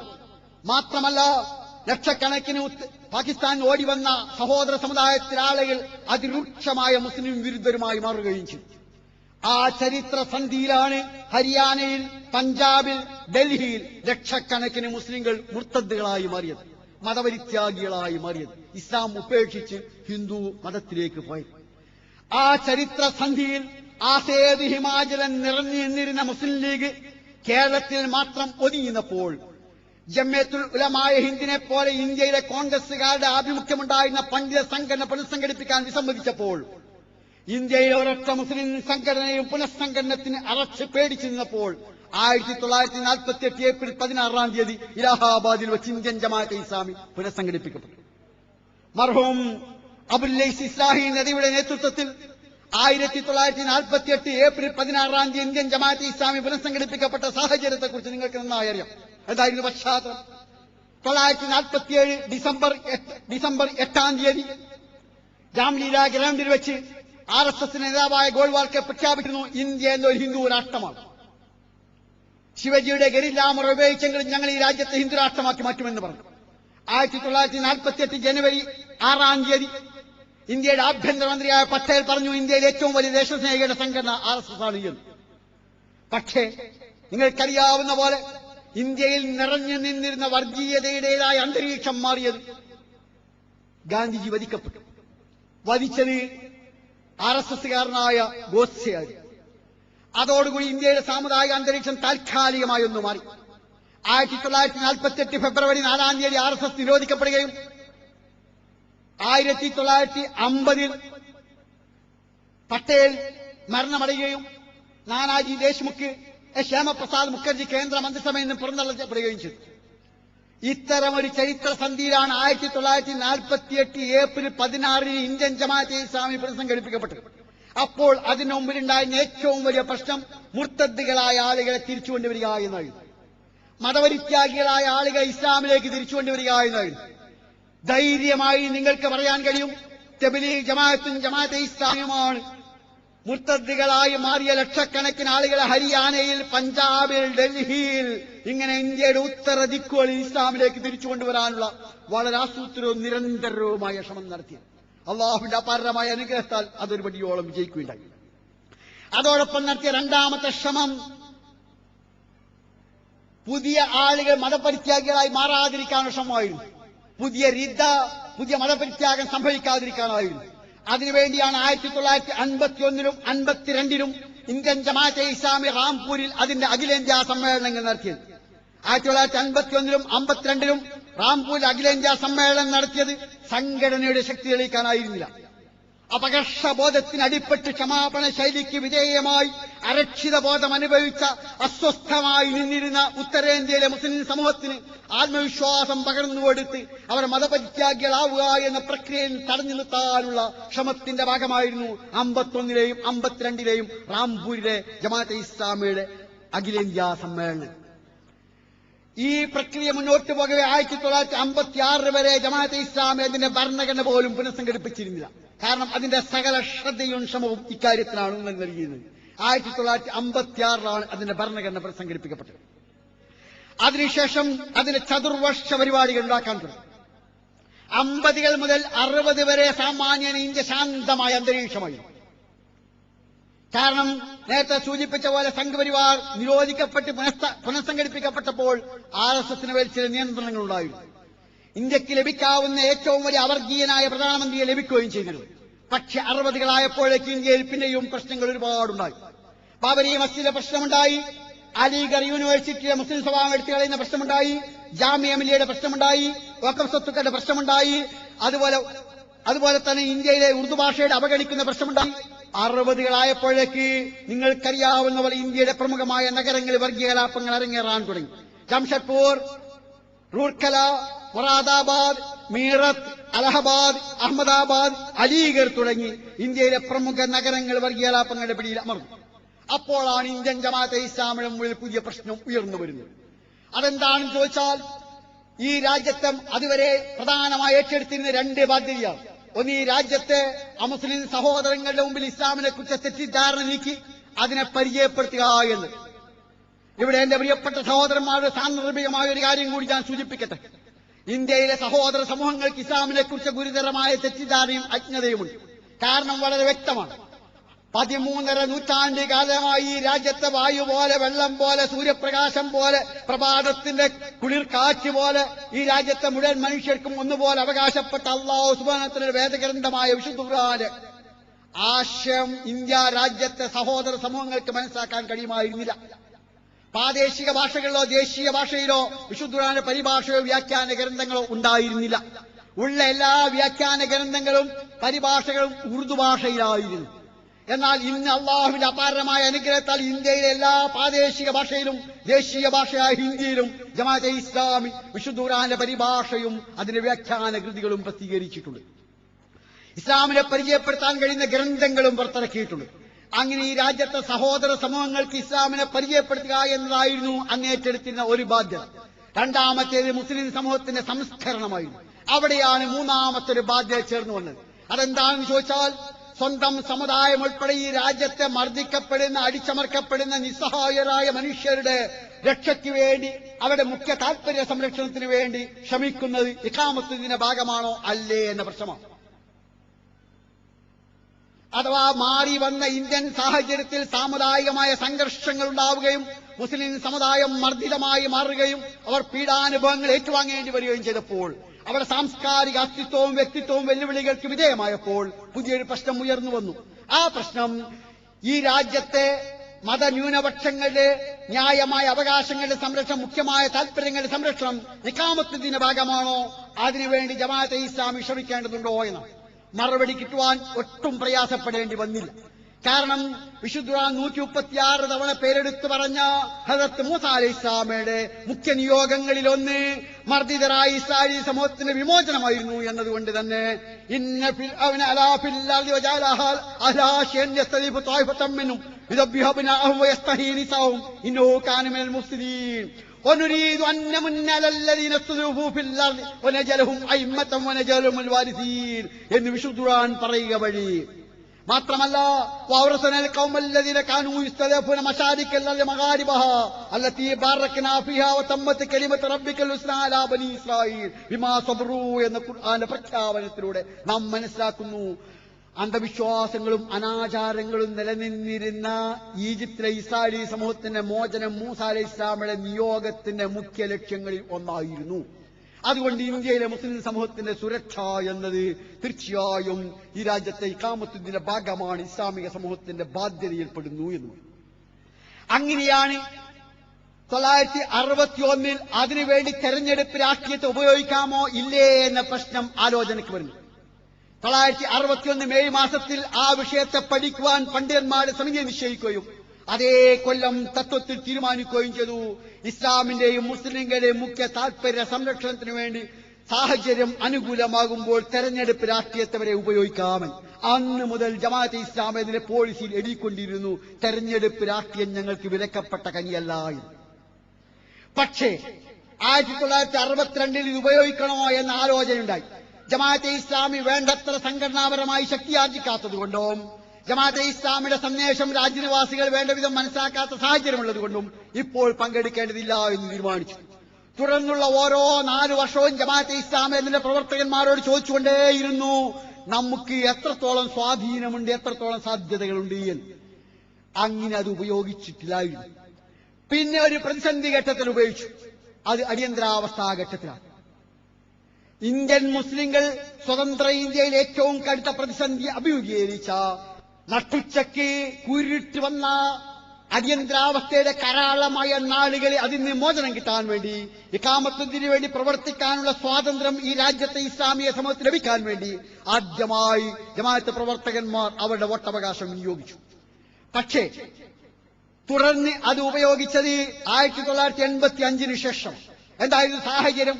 എന്തുകൊണ്ട് അതുവരെ ഉപയോഗിച്ചില്ല? ഒന്ന്, ജമാഅത്തെ ഇസ്ലാമിക്കാർ പറഞ്ഞാൽ കേൾക്കാൻ മാത്രം അവർക്ക് സംഘടനാ ശക്തിന്റെ സമൂഹത്തിന് ബോധ്യമാവേണ്ടതുണ്ടായിരുന്നു. ഇപ്പൊ ജമാഅത്ത് ഇസ്ലാമിക്കാരെ വോട്ട് ഏതാളും ചോദിച്ചു കൊടുത്തു, അത്ര സംഘടനാ ശക്തി ഉണ്ടായി. 2, ഈ രാജ്യത്ത് ഇന്ത്യയിലെ മതന്യൂനപക്ഷങ്ങൾ ഏറ്റവും കൊടിയ മർദ്ദനങ്ങൾക്കും പീഡനങ്ങൾക്കും ഇരയായിരുന്നു. അവ രക്ഷിക്കുന്ന ചരിത്രത്തിൽ ഏറ്റവും അനിവാര്യമായ ആവശ്യമായി വന്നു. ആ കാരണത്താലും ജമാഅത്ത് ഇസ്ലാമി 1985 തീരുമാനമെടുത്തു, തെരഞ്ഞെടുപ്പ് രാഷ്ട്രീയത്തെ ഉപയോഗിക്കണം. അങ്ങനെ ഉപയോഗിക്കുവാൻ തീരുമാനിക്കുകയും ചെയ്തു. അപ്പ ചോദിക്കും, ഇത് മൂല്യമാപ്പിനിയല്ലേ എന്ന്. അതാ ചോദ്യം. യഥാർത്ഥത്തിൽ അടിസ്ഥാനപരമായ തീരുമാനം എന്താണെന്ന് ചോദിച്ചാൽ, ഇസ്ലാമിന്റെയും മുസ്ലിങ്ങളുടെയും ഉൾപ്പെടെ മർദ്ദിതരായ മനുഷ്യരുടെ മുഖ്യ താൽപര്യ സംരക്ഷണം എന്നതാണ് തെരഞ്ഞെടുപ്പിൽ പങ്കെടുക്കാനുള്ള അടിസ്ഥാനപരമായ കാരണം. അതിന് മൂല്യപരമായ ഒരു മാനദണ്ഡം നൽകുമെന്ന അതിന്റെ രണ്ടാമത്തെ ഉപഘടകം മാത്രമാണ്. അതുപോലും 1992 കുറെ കൂടി താഴ്ത്തിവെച്ചു. കാരണം ഈ രാജ്യം ഇന്ന് അഭിമുഖീകരിക്കുന്ന ഏറ്റവും വലിയ വെല്ലുവിളി വർഗീയ ഫാഷിസത്തിന്റേതാണ്. അതുകൊണ്ട് വർഗീയ ഫാസിസത്തിൽ നിന്ന് ഈ രാജ്യത്തെ ജനങ്ങൾക്ക്, വിശേഷിച്ചും മതന്യൂനപക്ഷങ്ങൾക്ക് മോചനമുണ്ടാവണം. അതിനാൽ വിജയസാധ്യതകളുള്ള സംഘപരിവാറിലെ അഥവാ വർഗീയ ഫാസിസ്റ്റുകളുടെ കക്ഷികൾക്കെതിരെ വിജയസാധ്യതയുള്ള സ്ഥാനാർത്ഥികൾ ആരായാലും പിന്തുണയ്ക്കുക എന്ന നിലപാട് സ്വീകരിച്ചു. കഴിഞ്ഞ പൊതു തെരഞ്ഞെടുപ്പിൽ ജമാഅത്തെ ഇസ്ലാമി നേരെ അതിൽ ഇടപെടുകയും ചെയ്തു. ജമാഅത്തെ ഇസ്ലാമി ഡൽഹിയിലെ അതിന്റെ ആസ്ഥാനത്ത് ജമാഅത്തെ ഇസ്ലാമി ഇന്ത്യയിലെ പ്രമുഖമായ മുസ്ലിം സംഘടനകളെ വിളിച്ചു വരുത്തുകയാണ് ചെയ്തത്. കേരളത്തിലെ നദുവത്തുൽ മുജാഹിദീന്റെ ഉത്തരേന്ത്യൻ പതിപ്പായ അഹ്ലെ ഹദീസ്, തബ്ലീഗ് ജമാഅത്ത്, അതുപോലെ Jamiatul Ulama Hind, Muslim Personal Law Board, Muslim Majlis Mushawarat ഉൾപ്പെടെയുള്ള ഇന്ത്യയിലെ മുസ്ലിം സംഘടനകളെ ഇന്ത്യൻ ജമാഅത്തെ ഇസ്ലാമിയുടെ കേന്ദ്ര നേതൃത്വം 4 or 5 തവണ കഴിഞ്ഞ പൊതു തെരഞ്ഞെടുപ്പ് വേളയിൽ വിളിച്ചു ചേർത്തു. എല്ലാവരും ഏകണ്ഠമായ ഒരു തീരുമാനമെടുത്തു. അതിൽ അഹ്ലെ ഹദീസ് വിട്ടുനിന്നില്ല, തബ്ലീഗ് ജമാഅത്ത് വിട്ടുനിന്നില്ല, ജമിയത്തുൽ ഉലമാ ഹിന്ദ് വിട്ടുനിന്നില്ല, മജ്ലിസ് മുഷാവറ വിട്ടുനിന്നില്ല, ആരും വിട്ടുനിന്നില്ല. ഏകണ്ഠമായി എടുത്ത തീരുമാനം എന്തായിരുന്നെന്ന് ചോദിച്ചാൽ, വർഗീയ ഫാസിസ്റ്റുകൾക്ക് കക്ഷികൾക്കെതിരെ വിജയസാധ്യതയുള്ള സ്ഥാനാർത്ഥിയെ വിജയിപ്പിക്കുവാൻ പരമാവധി ശ്രമിക്കുക. ഇന്ത്യയിലെ മതനിരപേക്ഷ വിഭാഗങ്ങളുടെ, അവർഗീയ വിഭാഗങ്ങളുടെ കൂട്ടായ്മയ്ക്ക് ശ്രമിക്കുക. അതായിരുന്നു കഴിഞ്ഞ പൊതു തെരഞ്ഞെടുപ്പിൽ ജമാഅത്തെ ഇസ്ലാമി നേതൃത്വം നൽകിക്കൊണ്ട് ചെയ്ത ഒന്നാമത്തെ കാര്യം. രണ്ടാമതായി ജമാഅത്തെ ഇസ്ലാമി രാജ്യത്തെ അവർഗീയരായ മതനിരപേക്ഷരായ ആളുകളുമായി ബന്ധപ്പെട്ടു. കുൽദീപ് നയ്യാർ ഉൾപ്പെടെ, മുജുബൻ ഉൾപ്പെടെയുള്ള ഈ രാജ്യത്തെ ആളുകളെ ബന്ധപ്പെട്ടു. അങ്ങനെ മതേതര വിഭാഗങ്ങളുടെ വർഗീയ ഫാസിസത്തിനുള്ള കൂട്ടായ്മയ്ക്ക് വേണ്ടി ശ്രമിച്ചു. ഇതാണ് ശരി. അപ്പോൾ ചില പ്രശ്നങ്ങൾ, അതാണല്ലോ പ്രശ്നം, അതാണല്ലോ നമ്മുടെ നയമായിട്ട് ബന്ധപ്പെട്ടത്. എന്താ പ്രശ്നം? ഒന്ന്, ജനാധിപത്യം വേണമെന്ന് നിങ്ങളുടെ പോളിസിയിൽ ഇപ്പോഴുണ്ടല്ലോ. നിങ്ങൾ ജനാധിപത്യത്തെ എതിർത്തവരല്ലേ? ആണ്. എന്നാൽ ഇനി പറഞ്ഞ ജനാധിപത്യത്തെ ജമാഅത്തെ ഇസ്ലാമി അതിന്റെ തുടക്കത്തിൽ എതിർത്തിന് ഇന്നലെ എതിർത്തു, ഇന്നും എതിർത്തു, നാളെ എതിർക്കും, ഖിയാമത്ത് നാൾ വരെ എതിർക്കും. എന്താ ജനാധിപത്യത്തെ എതിർത്ത വശം? ജനാധിപത്യത്തിന്റെ താത്വിക അടിത്തറയാണ് എതിർത്തത്. അഥവാ നിയമനിർമ്മാണത്തിന്റെ പരമാധികാരം ജനങ്ങൾക്കാണ്, ഭൂരിപക്ഷ ന്യൂനപക്ഷം അടിസ്ഥാനത്തിലാണ് കാര്യങ്ങൾ തീരുമാനിക്കേണ്ടതെന്ന ജനാധിപത്യത്തിന്റെ തത്വത്തെ എതിർക്കുന്നു. ഞാൻ പറയുന്നു, നിങ്ങൾ ദൈവവിശ്വാസിയാണോ? എതിർക്കാൻ ബാധ്യസ്ഥരാണ്. ശരിയും തെറ്റും, നീതിയും അനീതിയും, ധർമ്മവും അധർമ്മവും, വേണ്ടതും വേണ്ടാത്തതും, സന്മാർഗവും ദുർമാർഗവും തീരുമാനിക്കുന്നത് ഭൂരിപക്ഷ ന്യൂനപക്ഷ പ്രകാരമായിരിക്കണമെന്നാണ് ജനാധിപത്യത്തിന്റെ താത്വിക അടിത്തറ. എന്റെ ഈ പ്രസംഗം കേൾക്കുന്ന വിശ്വാസമുള്ള, സത്യവിശ്വാസത്തിന്റെ നേരിയ കണികയുള്ളവർ സ്വന്തം നെഞ്ചത്ത് കൈവച്ച് പറയൂ, 51% ആളുകൾ മദ്യം വേണമെന്ന് പറഞ്ഞാൽ മദ്യം അനുവദിക്കുക. 2 ആള് കൂറുമാറി വേണമെന്ന് പറഞ്ഞ് വേണ്ട എന്ന് പറഞ്ഞാൽ നിരോധിക്കുക. 49 ആളുകൾ സ്വർഗരതി വേണ്ട, സ്വർഗരതി വേണ്ട എന്ന് പറഞ്ഞാൽ അത് വേണ്ടാതിരിക്കുക. 2 ആള് കൂറുമാറി 51% സ്വർഗരതി വേണമെന്ന് പറഞ്ഞാൽ വേണമെന്നാവുക. അതുപോലെ തന്നെ ഈ രാജ്യത്തെ പലിശ വേണമെന്ന് 51% പറഞ്ഞാൽ നടപ്പാകുക. ടൂറിസം വികസനത്തിന്റെ പേരിൽ കേരളത്തിലെ പെൺകുട്ടികളെ വിദേശികൾക്ക് വ്യഭിചരിക്കാൻ കൊടുത്തതിന് നികുതി പിരിച്ച് തിന്നണം, തീറ്റണമെന്ന് 51% പറഞ്ഞാൽ നടപ്പാവുക. കൂറുമാറി 49 ആയാൽ നടപ്പാവാതിരിക്കുക. ഭൂരിപക്ഷത്തിന്റെ അടിസ്ഥാനത്തിൽ ശരിയും തെറ്റും, നന്മയും തിന്മയും, ധർമ്മവും അധർമ്മവും, വേണ്ടതും വേണ്ടാത്തതും തീരുമാനിക്കുന്ന ജനാധിപത്യത്തിന് താത്വിക അടിത്തറ ഏത് മതമാണ് അനുവദിക്കുക, ഏത് ഈശ്വര വിശ്വാസം അനുവദിക്കുക, ഏത് പടച്ചോനെ വിശ്വസിക്കുന്നവരെ അനുവദിക്കുക? ആചാര്യ പടച്ചോനെ പിന്നെ എന്താവുണ്ട്? മാർക്സിസ്റ്റുകൾ മാത്രമേ, മാർക്സിയൻ ദാർശനികത മാത്രമേ എന്റെ അറിവനുസരിച്ച് മൂല്യങ്ങൾ സാമൂഹ്യ സാഹചര്യങ്ങളെയും സാമ്പത്തിക ഘടനയും സൃഷ്ടിയാണെന്ന് പറഞ്ഞത് മാർക്സിയൻ ഭൗതിക ദർശനമാണ്. അതിനപ്പുറം ലോകത്ത് നിങ്ങൾ ദൈവവിശ്വാസിയാണെങ്കിൽ ജമാഅത്ത് ഇസ്ലാമി മുജാഹിദ് പോട്ടെന്ന് അവസാനം ഒരു മുസ്ലിമില്ലേ നമുക്ക്? ആ മുസ്ലിം എന്ന നിലയിൽ ഒരു അവസാനത്തെ ഇസ്ലാമിലെ ഇത്തിരി അംശമുണ്ടെങ്കിൽ നിങ്ങൾ പറയൂ, ശരിയും തെറ്റും, നന്മയും തിന്മയും, വേണ്ടതും വേണ്ടാത്തതും, നടക്കേണ്ടതും നടക്കാണ്ടതും തീരുമാനിക്കേണ്ടത് 51-49% അടിസ്ഥാനത്തിലാണോ? ഭൂരിപക്ഷ ന്യൂനപക്ഷത്തിന്റെ അടിസ്ഥാനത്തിലാണോ? ആവരുതെന്ന് പറയുന്നു ജമാഅത്തെ ഇസ്ലാമി. നിങ്ങൾ എന്ത് പറയുന്നു? അങ്ങനെ പറഞ്ഞ് ആ മതത്തിൽ ഞങ്ങളില്ല, അത് ഞങ്ങൾ രാജിവെച്ചിരിക്കുന്നു. സംശയം. ഇത് പറയാൻ അല്പം പോലും ഞങ്ങൾക്ക് പ്രയാസമില്ല. അഥവാ നിയമനിർമ്മാണത്തിന്റെ ഹാക്കിമിയത്ത്, സുപ്രീം സോവറിറ്റി, പരമാധിപത്യം ജനങ്ങൾക്കാണെന്ന് പറയുന്നത് ശിർക്കാണ്, പാർലമെന്റ് ആണെന്ന് പറയുന്നത് ശിർക്കാണ്, അസംബ്ലിക്കാണെന്ന് പറയുന്നത് ശിർക്കാണ്, മന്ത്രിസഭക്കാണെന്ന് പറയുന്നത് ശിർക്കാണ്, 51% പറയുന്നത് ശിർക്കാണ്. അല്ലാഹു മാത്രമേ ഉള്ളൂ. ഈ തൗഹീദിന്റെ ഈ മർമ്മം അംഗീകരിക്കുന്നില്ല എങ്കിൽ ഒരു നിമിഷം ഞാൻ ചോദിക്കട്ടെ, നിയമനിർമ്മാണത്തിന്റെ പരമാധികാരം അബൂബക്കർ നദീവ് സാഹിബിനാണ് ഞാൻ അംഗീകരിച്ച അബൂബക്കർ നദീവ് സാഹിബിനോട് പറയും ഞാൻ ആരാധിക്കേണ്ടത് ഞാൻ വിളിച്ചു പ്രാർത്ഥിക്കേണ്ടെന്ന് പറയില്ല, ഞാൻ കേൾക്കണ്ടേ? നിയമനിർമ്മാണത്തിന്റെ പരമാധികാരം നദീവ് സാഹിബിനാണെങ്കിൽ നദീവ് സാഹിബിനോട് പറഞ്ഞൂടെ ഷെയ്ഖ് മുഹമ്മയിൽ എന്റെ പരമാധിപത്യം അംഗീകരിച്ചിരിക്കുന്നു, ഇനി മുതൽ ഷെയ്ഖ് മുഹമ്മദ് ആരാധിക്കേണ്ടത് തന്നെയാണ് പറഞ്ഞൂടെ? നിയമനിർമ്മാണത്തിന്റെ പരമാധികാരം ദൈവത്തിനാണ്, അള്ളാഹുവിനാണെന്ന് അംഗീകരിക്കാത്തയിടത്തോളം കാലം അള്ളാഹുവിനെ മാത്രമേ ആരാധിക്കാവൂ, വിളിച്ച് പ്രാർത്ഥിക്കാവൂ എന്ന് പറയുന്നത് പോലും അർത്ഥശൂന്യമാണ്. അതുകൊണ്ട് ജനാധിപത്യത്തിന് താത്വിക അടിത്തറയെ ഞാൻ പറയുന്നു ഏതൊരു ഈശ്വര വിശ്വാസിയും എതിർക്കാൻ ബാധ്യസ്ഥനാണ്. ഏതൊരു വിശ്വാസി ജമാഅത്ത് ഇസ്ലാമി ആർജവത്തോടെ തന്റെ ഇടത്തോടെ എതിർക്കുന്നു, യാതൊരു പ്രശ്നവും. പിന്നെ ജനാധിപത്യത്തിന്റെ മറ്റ് രണ്ട് വശമുണ്ട്. അത് ഒരു രാജ്യം ഭരിക്കേണ്ടത് ആരാണ്? രാജാവാണോ, ചക്രവർത്തിയാണോ, ചക്രവർത്തിയാണോ, പട്ടാള മേധാവിയാണോ, ജനങ്ങളാൽ തെരഞ്ഞെടുക്കപ്പെടുന്നവരോ? യാതൊരു സംശയവുമില്ല, ജനങ്ങളാൽ തെരഞ്ഞെടുക്കപ്പെടുന്ന ജനപ്രതിനിധികളാണ്. അത് ജമാഅത്തെ ഇസ്ലാമി ജനാധിപത്യത്തെക്കുറിച്ച് സംസാരിച്ച ആദ്യത്തെ ദിവസം എന്ന് പറഞ്ഞിരിക്കുന്നു. സംശയമുള്ളവർക്ക് സെയ്ദ് അബുൽ അല മൗദൂദിലെ മതേതരത്വം, ജനാധിപത്യം, ദേശീയത്വം, താത്വിക വിശകലനം എന്ന പുസ്തകം എടുത്ത് വെച്ചു. എന്നിട്ട് മൗദൂദ് സാഹിബ് ഇസ്ലാമിന്റെ മഹത്വം ഉയർത്തി കാണിച്ചുകൊണ്ട് പറഞ്ഞു, ഇത് ഞങ്ങളെ പാശ്ചാത്യത്തിൽ പഠിപ്പിക്കേണ്ടതില്ല, ഇത് ഞങ്ങളെ നബി 1400 കൊല്ലം മുമ്പ് പറഞ്ഞതാണ്.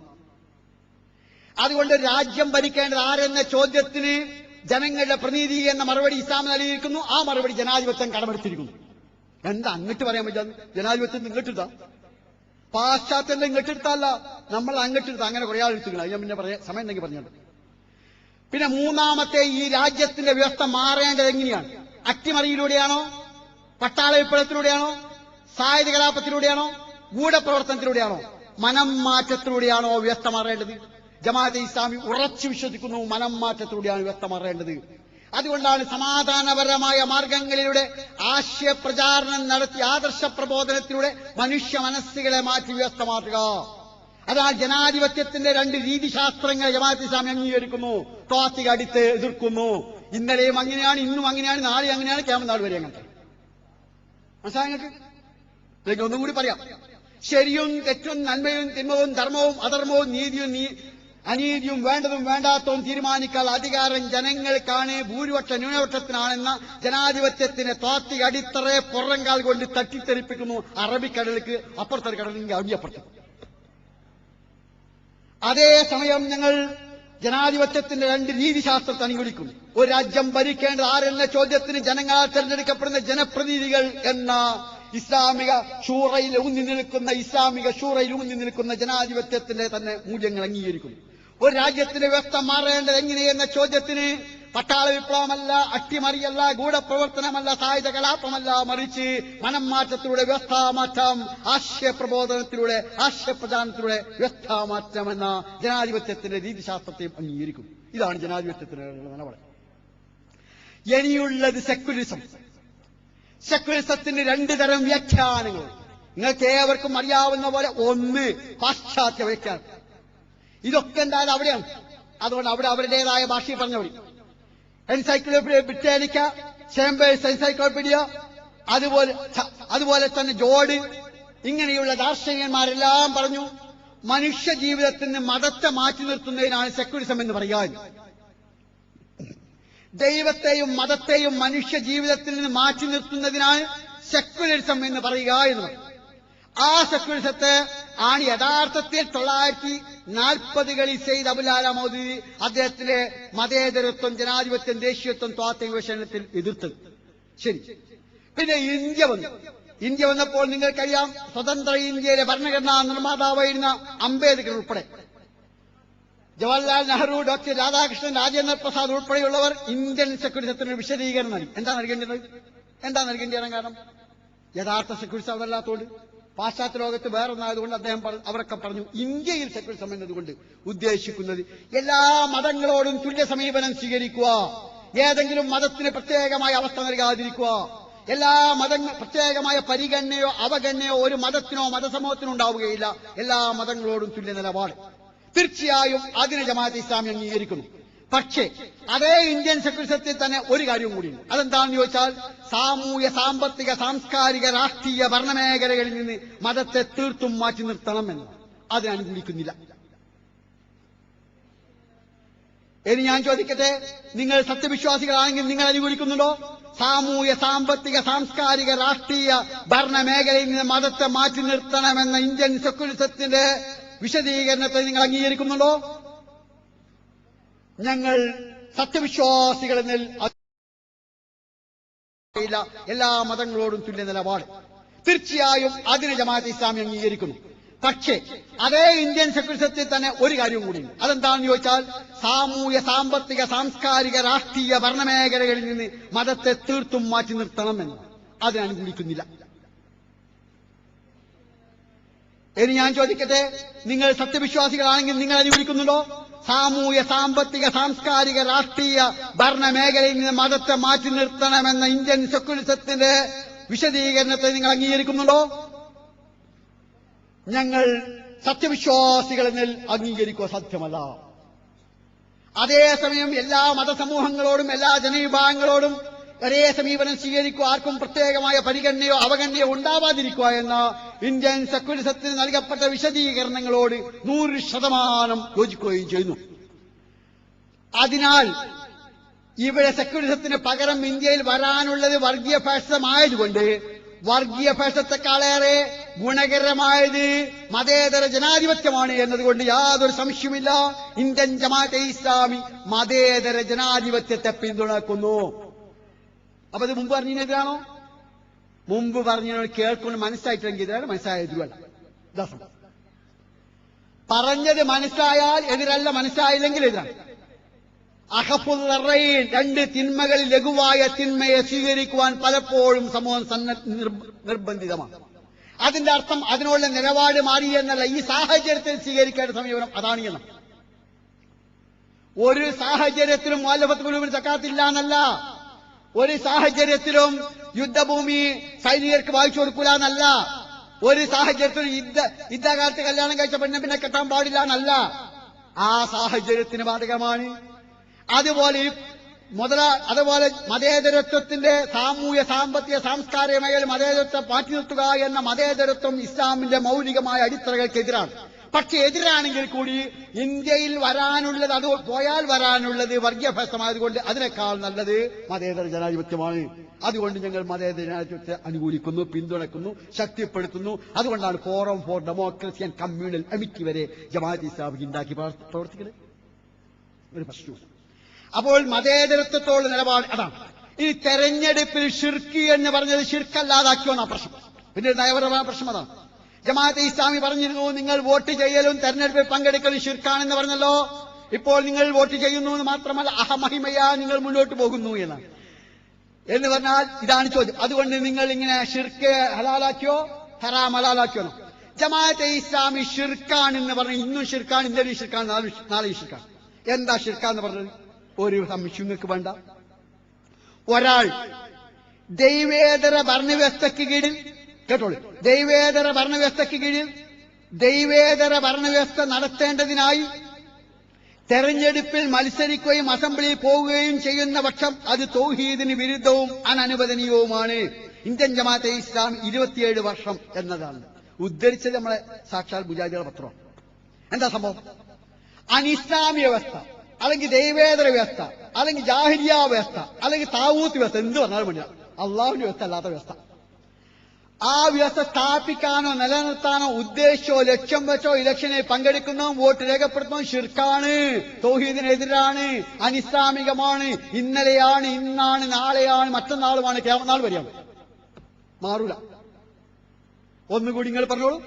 അനിസ്ലാമിക വ്യവസ്ഥ, അല്ലെങ്കിൽ ദൈവേതര വ്യവസ്ഥ, അല്ലെങ്കിൽ ജാഹിലിയ വ്യവസ്ഥ സ്ഥാപിക്കാനോ നിലനിർത്താനോ ഉദ്ദേശിച്ചോ ലക്ഷ്യം വെച്ചോ ഇലക്ഷനിൽ പങ്കെടുക്കുന്നതും വോട്ട് രേഖപ്പെടുത്തുന്നതും തൗഹീദിനെതിരാണ്, അനനുവദനീയമാണ്, നിഷിദ്ധമാണ്, പാടില്ലാത്തതാണ്. അപ്പൊ ചോദിക്കുന്നു, എല്ലായിടത്തും പറഞ്ഞോ?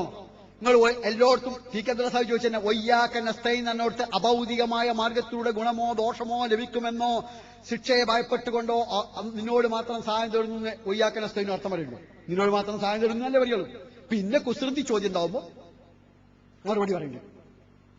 അതാ കുസൃതി ചോദ്യം ഉണ്ടാവുമ്പോ ഇവിടെ ഞങ്ങൾ മറുപടി പറഞ്ഞിരിക്കുന്നു. അതാണ് ഈ അനിസ്ലാമിക വ്യവസ്ഥ സ്ഥാപിക്കാനോ നിലനിർത്താനോ ഉദ്ദേശിച്ചോ ലക്ഷ്യം വെച്ചോ ഇലക്ഷനിൽ പങ്കെടുക്കുന്നതും വോട്ട് രേഖപ്പെടുത്തുന്നതും തൗഹീദിനെതിരാണ്, അനിസ്ലാമികമാണ്, സംശയമേ ഇല്ല. എന്നും അങ്ങനെയാണ്. ജമാഅത്ത് ഇസ്ലാമിക്കാർ അനിസ്ലാമിക വ്യവസ്ഥ സ്ഥാപിക്കാനോ നേരത്താണ് ഉദ്ദേശവും ലക്ഷ്യം വെച്ച വോട്ട് ചെയ്തിട്ടില്ല, ചെയ്യൂല ഖിയാമത്ത്. എന്തിനാ ജമാഅത്ത് ഇസ്ലാമിക്കാർ വോട്ട് ചെയ്യുന്നത്? ജമാഅത്ത് നേരത്തെ പറഞ്ഞു, ഈ രാജ്യത്തെ മർദ്ദിതരായ മതന്യൂനപക്ഷങ്ങൾ, മുസ്ലിങ്ങൾ ഉൾപ്പെടെയുള്ള മതന്യൂനപക്ഷങ്ങളുടെ മുഖ്യമായ താൽപര്യ സംരക്ഷണത്തിനും അവരുടെ സാംസ്കാരിക അസ്തിത്വ വ്യക്തിത്വ പരിരക്ഷണത്തിനും ഈ രാജ്യത്തെ മൗലിക ധാർമ്മിക മൂല്യങ്ങളുടെ നിലനിൽപ്പിനും വേണ്ടിയാണ് ജമാഅത്ത് ഇസ്ലാമി ഈ രാജ്യത്ത് വോട്ട് ചെയ്യുന്നത്. അനിസ്ലാമിക വ്യവസ്ഥ സ്ഥാപിക്കാൻ നേരത്താണ് ഉദ്ദേശവും ലക്ഷ്യം വെച്ചത്. അപ്പൊ രണ്ടു തരം ലക്ഷ്യമുണ്ട്. ലക്ഷ്യമനുസരിച്ച് കാര്യം മാറും. നിങ്ങൾക്ക് വേഗം പറഞ്ഞാൽ മനസ്സിലാവും. ഞാൻ അവിടെ ഒരു പാമ്പിനെ ചിത്രം വരച്ചാൽ ശിർക്കാണോ? ശിർക്കാണോ? അല്ല. നാഗദേവതയെ പ്രതിനിധീകരിച്ച് ഞാനൊരു പാമ്പിനെ ചിത്രം വരച്ചാലോ? ഞാൻ നാഗദേവതയാണ് വരയ്ക്കുന്നെങ്കിലോ? രണ്ടും പാമ്പിനെ ചിത്ര. ഒന്ന് കലാകാരന്റെ ചിത്രരചനയാണെങ്കിൽ മറ്റൊന്ന് മുശ്രിക്കിന്റെ ഷിർക്കിന്റെ രചനയാ. മനസ്സിലായ കാര്യം? ഒന്ന് കലാകാരന്റെ ചിത്രരചനയാണ്. ഞാൻ ബോർഡിൽ ഒരു പാമ്പിന്റെ ചിത്രം വരച്ചാൽ ഒരു കലാകാരന്റെ ചിത്രമാണ്.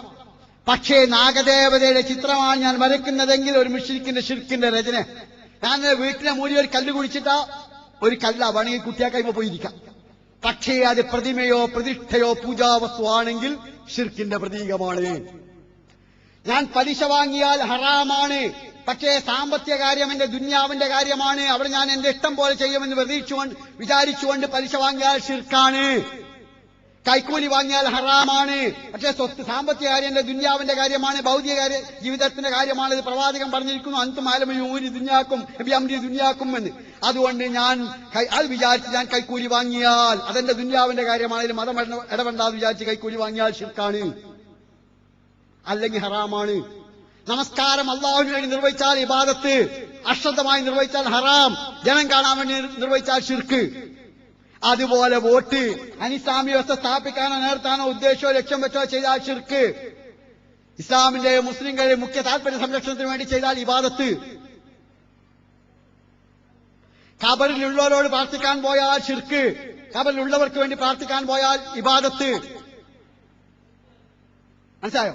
ഖബറിലുള്ളവരോട് പ്രാർത്ഥിക്കാൻ പോയാൽ ഷിർക്ക്, ഖബറിലുള്ളവർക്ക് വേണ്ടി പ്രാർത്ഥിക്കാൻ പോയാൽ ഇബാദത്ത്. അനിസ്ലാമിക വ്യവസ്ഥ സ്ഥാപിക്കാനോ നേർത്താനോ ഉദ്ദേശിച്ചുകൊണ്ട് ലക്ഷ്യം വെച്ചും വോട്ട് ചെയ്യാൻ പോയാൽ ഷിർക്ക്.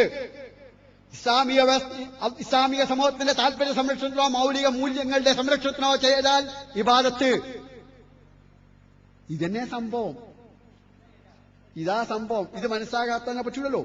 ഇത്തരമൊക്കെ നീയത്തിനെ കുറിച്ച് അറിയാത്തവരും നമ്മൾ ഈ കൗമിലുണ്ടോ? എങ്കിൽ വലിയ ഗതികേടുണ്ട്. ഇനി പ്രശ്നം നയം മാറ്റത്തിനാണ്. ആരാ നയം മാറ്റാത്ത? നമ്മളെ ജമാഅത്തെ ഇസ്ലാമി ഈ കാര്യത്തിൽ എതിർക്കുന്നവരുടെ ഒരു പ്രശ്നമുണ്ട്. അതെന്താ നിങ്ങൾ അത് പറഞ്ഞു. അത് 1938 കേരളത്തിലെ നദുവത്തുൽ മുജാഹിദീന്റെ പണ്ഡിത സംഘടനയായ കേരള ജമിഅത്തുൽ ഉലമയുടെ പ്രമുഖ നേതാവായിരുന്ന മർഹൂം KM മൗലവി സാഹിബിന്റെ പത്രാധിപത്യത്തിൽ നടത്തിയ അൽ മുർഷിദിൽ അദ്ദേഹം എഴുതിയ ഒരു മുഖപ്രസംഗം എന്താണെന്നറിയോ? നിങ്ങൾ മുസ്ലിം ലീഗിൽ പ്രായപൂർത്തിയെത്തിയ ഓരോ മുസ്ലിമും മുസ്ലിം ലീഗിൽ അംഗത്വമെടുത്ത് പ്രവർത്തിക്കൽ നിങ്ങൾക്ക് വാജിബും ഫറളുമാണ്. കുഞ്ഞാലിക്കുട്ടി സാഹിബിന്റെ ലീഗിൽ അംഗത്വമെടുത്ത് പ്രവർത്തിക്കൽ വാജിബും ഫറളുമാണോ? അല്ലെങ്കിൽ എപ്പോഴേ നിങ്ങളുടെ നയം മാറിയത്? ചോദ്യം പ്രസക്തമല്ലേ? അപ്പോൾ എന്താ വാജിബും ഫറളുമായത്? 38 എങ്ങനെ വാജിബും ഫറളുമായത്? പിന്നെ എങ്ങനെ വാജിബും ഫറളും അല്ലാതായി മാറിയത്? സാഹചര്യം മാറുമ്പോൾ മാറുമോ? നേതാക്കൾ മാറുമ്പോൾ മാറുമോ? എന്തിനേറെ ഷിർക്കിന്റെ നേരെയുള്ള സമീപനത്തിൽ വരെ നയം സ്വീകരിക്കില്ലേ? ഇല്ലെങ്കിൽ നിങ്ങൾ നോക്കിയാൽ ഖബറാരാധനയേക്കാൾ ഗുരുതരമല്ലേ വിഗ്രഹാരാധന? എന്നാൽ ജമാഅത്തെ ഇസ്ലാമിയെ വിമർശിക്കുന്ന ഈ മതസംഘടന ഗുരുവായൂർ അമ്പലത്തിലെയും ശബരിമലയിലെയും വിഗ്രഹാരാധനയെ പുത്തമ്പള്ളിയിലെയും പുതുപൊന്നാനിയിലെയും ഉള്ളാളത്തെയും ഖബറാരാധനയെ എതിർക്കുന്ന അത്ര ശക്തിയായി ഒന്ന് എതിർക്കട്ടെ. എന്താ എതിർക്കാത്ത എന്താ? ഞാൻ പറഞ്ഞുതരാം. ഇന്ത്യൻ സാഹചര്യത്തിൽ അത്രയൊക്കെ പറയാൻ പറ്റുള്ളൂ, അത്രയൊക്കെ എതിർക്കാൻ പറ്റുള്ളൂ. അതിനെ മറ്റേ നമ്മളെ കൗമാണല്ലോ, ഈ പറഞ്ഞാൽ വലിയ വിഷമം ഉണ്ടാവില്ല, ഓടാ എതിർക്ക്. അല്ലെങ്കിൽ യഥാർത്ഥത്തിൽ എതിർക്കേണ്ട എല്ലാ പ്രവാചകന്മാരും എതിർത്ത ശുദ്ധമായ നാട്ടിലിട്ടപ്പെട്ട വിഗ്രഹങ്ങളുണ്ടല്ലോ. നൂഹ് അലൈഹി ഇസ്ലാം എതിർത്ത, ഇബ്രാഹിം നബി അലൈഹി ഇസ്ലാം എതിർത്ത, മുഹമ്മദ് മുസ്തഫ സ്വല്ലല്ലാഹു അലൈഹി വസല്ലം എതിർത്ത ആ സാധനമുണ്ടല്ലോ. ആസേത് ഹിമാചലം നിറഞ്ഞു നിൽക്കുന്നുണ്ടല്ലോ, കാസർകോട്ടും കാഞ്ഞങ്ങാട്ടും ഉണ്ടല്ലോ. അതിനെന്താണ് നമ്മളെ പുതുവന്നാനിയും പുത്തമ്പള്ളിയും ഉള്ളാളും അത് ജാറങ്ങൾ എതിർക്കുന്ന പോലെ എതിർക്കാത്തത്? എന്താ? നയമാണ്. സാഹചര്യം കൊണ്ട് സൃഷ്ടിക്കപ്പെട്ട പുതിയ സാഹചര്യത്തിന് നയം കൊണ്ടാണ് എതിർക്കാത്തത്. ആ ഇറാനിലെ ആയത്തുള്ള ഖുമൈനി ആത്മീയ നേതാവപ്പോൾ ആത്മീയ നേതാവെന്ന് പറഞ്ഞതിനെ എതിർത്ത് പ്രസംഗിച്ചവർ എന്താ നമ്മുടെ ആ പാണക്കാട്ട് ആത്മീയ നേതാവ് പറയുമ്പോൾ സമുദായത്തിന്റെ ആത്മീയ നേതാവെന്ന് പറയുമ്പോൾ സമുദായത്തിന്റെ ആത്മീയ നേതാവല്ല നിങ്ങളെ നേതാവാണെന്ന് പറയാൻ ഒരൊറ്റ ആ വിമർശകന്റെ നാവും പുറത്തുവരാത്തെന്താ? ആജാതി വർത്താനൊന്നും പറയേണ്ട. ജമാഅത്ത് ഇസ്ലാമി ശിർക്കിനെ എതിർക്കില്ല, ഞങ്ങൾ ശിർക്കിനെ എതിർക്കുന്നില്ല. നിരുപദ്രവകരമായ ശിർക്കിനെ എതിർക്കുന്നുണ്ട്, നിരുപദ്രവകരമായ ശിർക്കിനെ എതിർക്കുന്നുണ്ട്. അല്ല എങ്കിൽ യഥാർത്ഥത്തിൽ തെരഞ്ഞെടുപ്പിന് വോട്ട് ചെയ്യാൻ പോലും ഖബറിന്റെ അടുത്ത് പോയി പ്രാർത്ഥിച്ചു വരുന്ന, ആഴ്ചയിൽ ഒരു ദിവസം രോഗശമനത്തിന് വേണ്ടി ഉഴിഞ്ഞുവെച്ച ആ രോഗശമനത്തിന് ഉഴിഞ്ഞുവെച്ച് വോട്ടാക്കി മാറ്റി ആ വോട്ട് വാങ്ങി അസംബ്ലിയിൽ പോകുമ്പോൾ ഞങ്ങൾ ആളുകൾ ആ വോട്ട് വാങ്ങി പോകണ്ട, നിങ്ങൾ നിയോജകമണ്ഡലത്തിൽ നിങ്ങൾ ആ ആത്മീയ നേതൃത്വത്തിന്റെ പുടവയും കൊണ്ട് ഞങ്ങളെ നിയോജകമണ്ഡലത്തിൽ ഞങ്ങളെ മുജാഹിദ് സ്ഥാനാർത്ഥികളുടെ നിയോജകമണ്ഡലത്തിൽ നിങ്ങൾ ആത്മീയയുടെ പരിവേഷം വേണ്ട, ഒന്ന് മാറി നിൽക്കുമെന്ന് പറയാൻ ആർജവമുള്ള തന്റെ ഇടമുള്ള ആനത്വമുള്ള ഒരൊറ്റ കുട്ടിയെങ്കിലുണ്ടോ? വെറുതെ വർത്താനം പറയണ്ടോ? ഞങ്ങൾ ശിർക്കിനെ എതിർക്കും, നിങ്ങൾ ശിർക്കിനെ എതിർക്കില്ല. ഒരൊറ്റ ജമാഅത്ത് കേരളത്തിലല്ല ആ ലോകത്തെ എവിടെയും ശിർക്കുന്നില്ല. ഒറ്റ ജമാഅത്ത് ഖബറാരാധന നടത്തുന്നവനില്ല, മരിച്ചവരെ വിളിച്ച് പ്രാർത്ഥിക്കുന്നവരില്ല. ലോകത്തൊരൊറ്റ ജമാഅത്തെ ഇസ്ലാമിക്കാരും ഇല്ല, ഇഖ്വാൻ മുസ്ലിംകാരും ഇല്ല, മരിച്ചവരെ വിളിച്ച് പ്രാർത്ഥിക്കുന്നവരില്ല. അതുപോലെ തന്നെ ഖബർ ആരാധന നടത്തുന്നവരില്ല, ഒന്നുമില്ല. അള്ളാഹു അല്ലാത്തവർക്ക് നേർച്ച വഴിപാട് നടത്തുന്നവരില്ല. പക്ഷെ ജമാഅത്തെ ഇസ്ലാമി ആ കാര്യം ചെയ്യുന്നത് തീർച്ചയായും മുസ്ലിം സമുദായത്തിന്റെ ഭാഗമാണ്. ഈ സമുദായത്തിലെ എല്ലാവരും സമുദായത്തിന്റെ ഭാഗമായി മാറിയ ഒരു സമൂഹത്തിന്റെ വിശ്വാസ വൈകല്യങ്ങളിൽ നിന്ന് അവരെ മോചിപ്പിക്കേണ്ടത് സ്നേഹത്തിന്റെ, കാരുണ്യത്തിന്റെ, ഗുണകാംക്ഷയുടെ ഉദാരപൂർവമായ നിലപാടിലൂടെയാണ്. കേരളത്തിലെ മഹാഭൂരിപക്ഷം വരുന്ന സമസ്ത വിഭാഗം മുസ്ലിങ്ങളല്ല എന്ന് ഇവിടെ ആർക്കെങ്കിലും വാദമുണ്ടോ? എങ്കിലും ഞാൻ അവരെ വെല്ലുവിളിക്കുന്നു. ഞാനും ഈ രണ്ടായിപ്പിടുന്ന രണ്ട് സംഘത്തിലെ പ്രമുഖരായ നേതാക്കളും കോഴിക്കോട്ടെ ഹൈസൺ ഹോട്ടലിൽ വെച്ച് മുസ്ലിം സൗഹൃദ വേദിയുടെ ഒരുപാട് യോഗങ്ങളിൽ തുറന്ന് സ്കെച്ചാര് പാണക്കാട് ഞങ്ങളെ അല്ലെങ്കിൽ ആലിക്കുട്ടിസാര് ഒരു രണ്ടാളുണ്ടെങ്കിൽ വേറൊരാൾ ഇമാമക്കൂല. എന്താ കാരണം വെച്ചാൽ എ.പി. അബ്ദുൽ ഖാദർ മൗലവി, ഹുസൈൻ മടവൂർ മൗലവി അല്ലെങ്കിൽ ഷെയ്ഖോമോ നിന്നാൽ ഓർക്ക് ചിലപ്പോൾ തുടരാൻ പ്രയാസമുണ്ടാവും. അപ്പൊ ഒന്നുകിൽ പാണക്കാട് ഞങ്ങൾക്കും അല്ലെങ്കിൽ ആലിക്കുട്ടിസാർ. കോഴിക്കോട്ടെയും എറണാകുളത്തെയും ഹോട്ടലുകളിൽ നടത്തപ്പെട്ട എല്ലാ മുസ്ലിം സൗഹൃദ സമ്മേളനങ്ങളിലും കേരളത്തിൽ മുജാഹിദിന്റെ രണ്ട് ഗ്രൂപ്പിലെയും പ്രമുഖന്മാരായ നേതാക്കൾ സമസ്തയുടെ നേതാക്കന്മാരെ തുടർന്ന് നമസ്കരിച്ചിട്ടുണ്ട്. അതിന്റെ അർത്ഥം അവർ മുസ്ലിം സമുദായത്തിന്റെ ഭാഗമാണെന്ന് അംഗീകരിക്കപ്പെട്ടിരിക്കുന്നു. സമുദായത്തിന്റെ ഞാൻ ഒന്നും കൂടി പറഞ്ഞു കേട്ടോ. ഞാൻ ഒരു ദിവസം 4 മാസം മുമ്പ് കോഴിക്കോട് നാട്ടിൽ ബസ് പോകാൻ വേണ്ടി ഓഫീസ് സ്റ്റാൻഡ് എടുത്തുക. ബാങ്ക് കൊടുത്തു. തൊട്ടടുത്തുള്ള പള്ളി AP വിഭാഗത്തിലെ പള്ളിയാണ്. ഞാനവിടെ പോയി നിസ്കരിക്കാൻ ചെന്നപ്പോൾ കേരളത്തിലൊരു പ്രമുഖ മുജാഹിദ് വിഭാഗത്തിന്റെ 2 നേതാക്കളുണ്ടാണ്. എന്നെ കണ്ടപ്പോ പറഞ്ഞു, ഇത് നമ്മള് സൗഹൃദ വേദികളുണ്ടല്ലോ, നിങ്ങളും നമ്മളും എല്ലാവരും ഉണ്ടല്ലോ ഇവിടെ. ഞാൻ പറഞ്ഞു, ഞങ്ങൾ എപ്പോഴും വരണം, നിങ്ങൾക്കല്ലേ പറയാൻ പ്രയാസമുള്ളതാണ്. പക്ഷെ യഥാർത്ഥം എന്ന് പറഞ്ഞാൽ സാക്ഷാൽ മർക്കസ് കോംപ്ലക്സിലെ AP പള്ളിയിൽ AP ഇമാമിനെ തുടർന്ന് അവലൊക്തില് മാരുസ്കരിച്ച് ഞാൻ മാത്രമല്ല അവരുണ്ട് എന്ന് പറഞ്ഞാൽ ഈ സമൂഹത്തിലെ എല്ലാ വിഭാഗവും അംഗീകരിച്ചിരിക്കുന്ന എല്ലാവരും മുസ്ലിങ്ങളാണ്.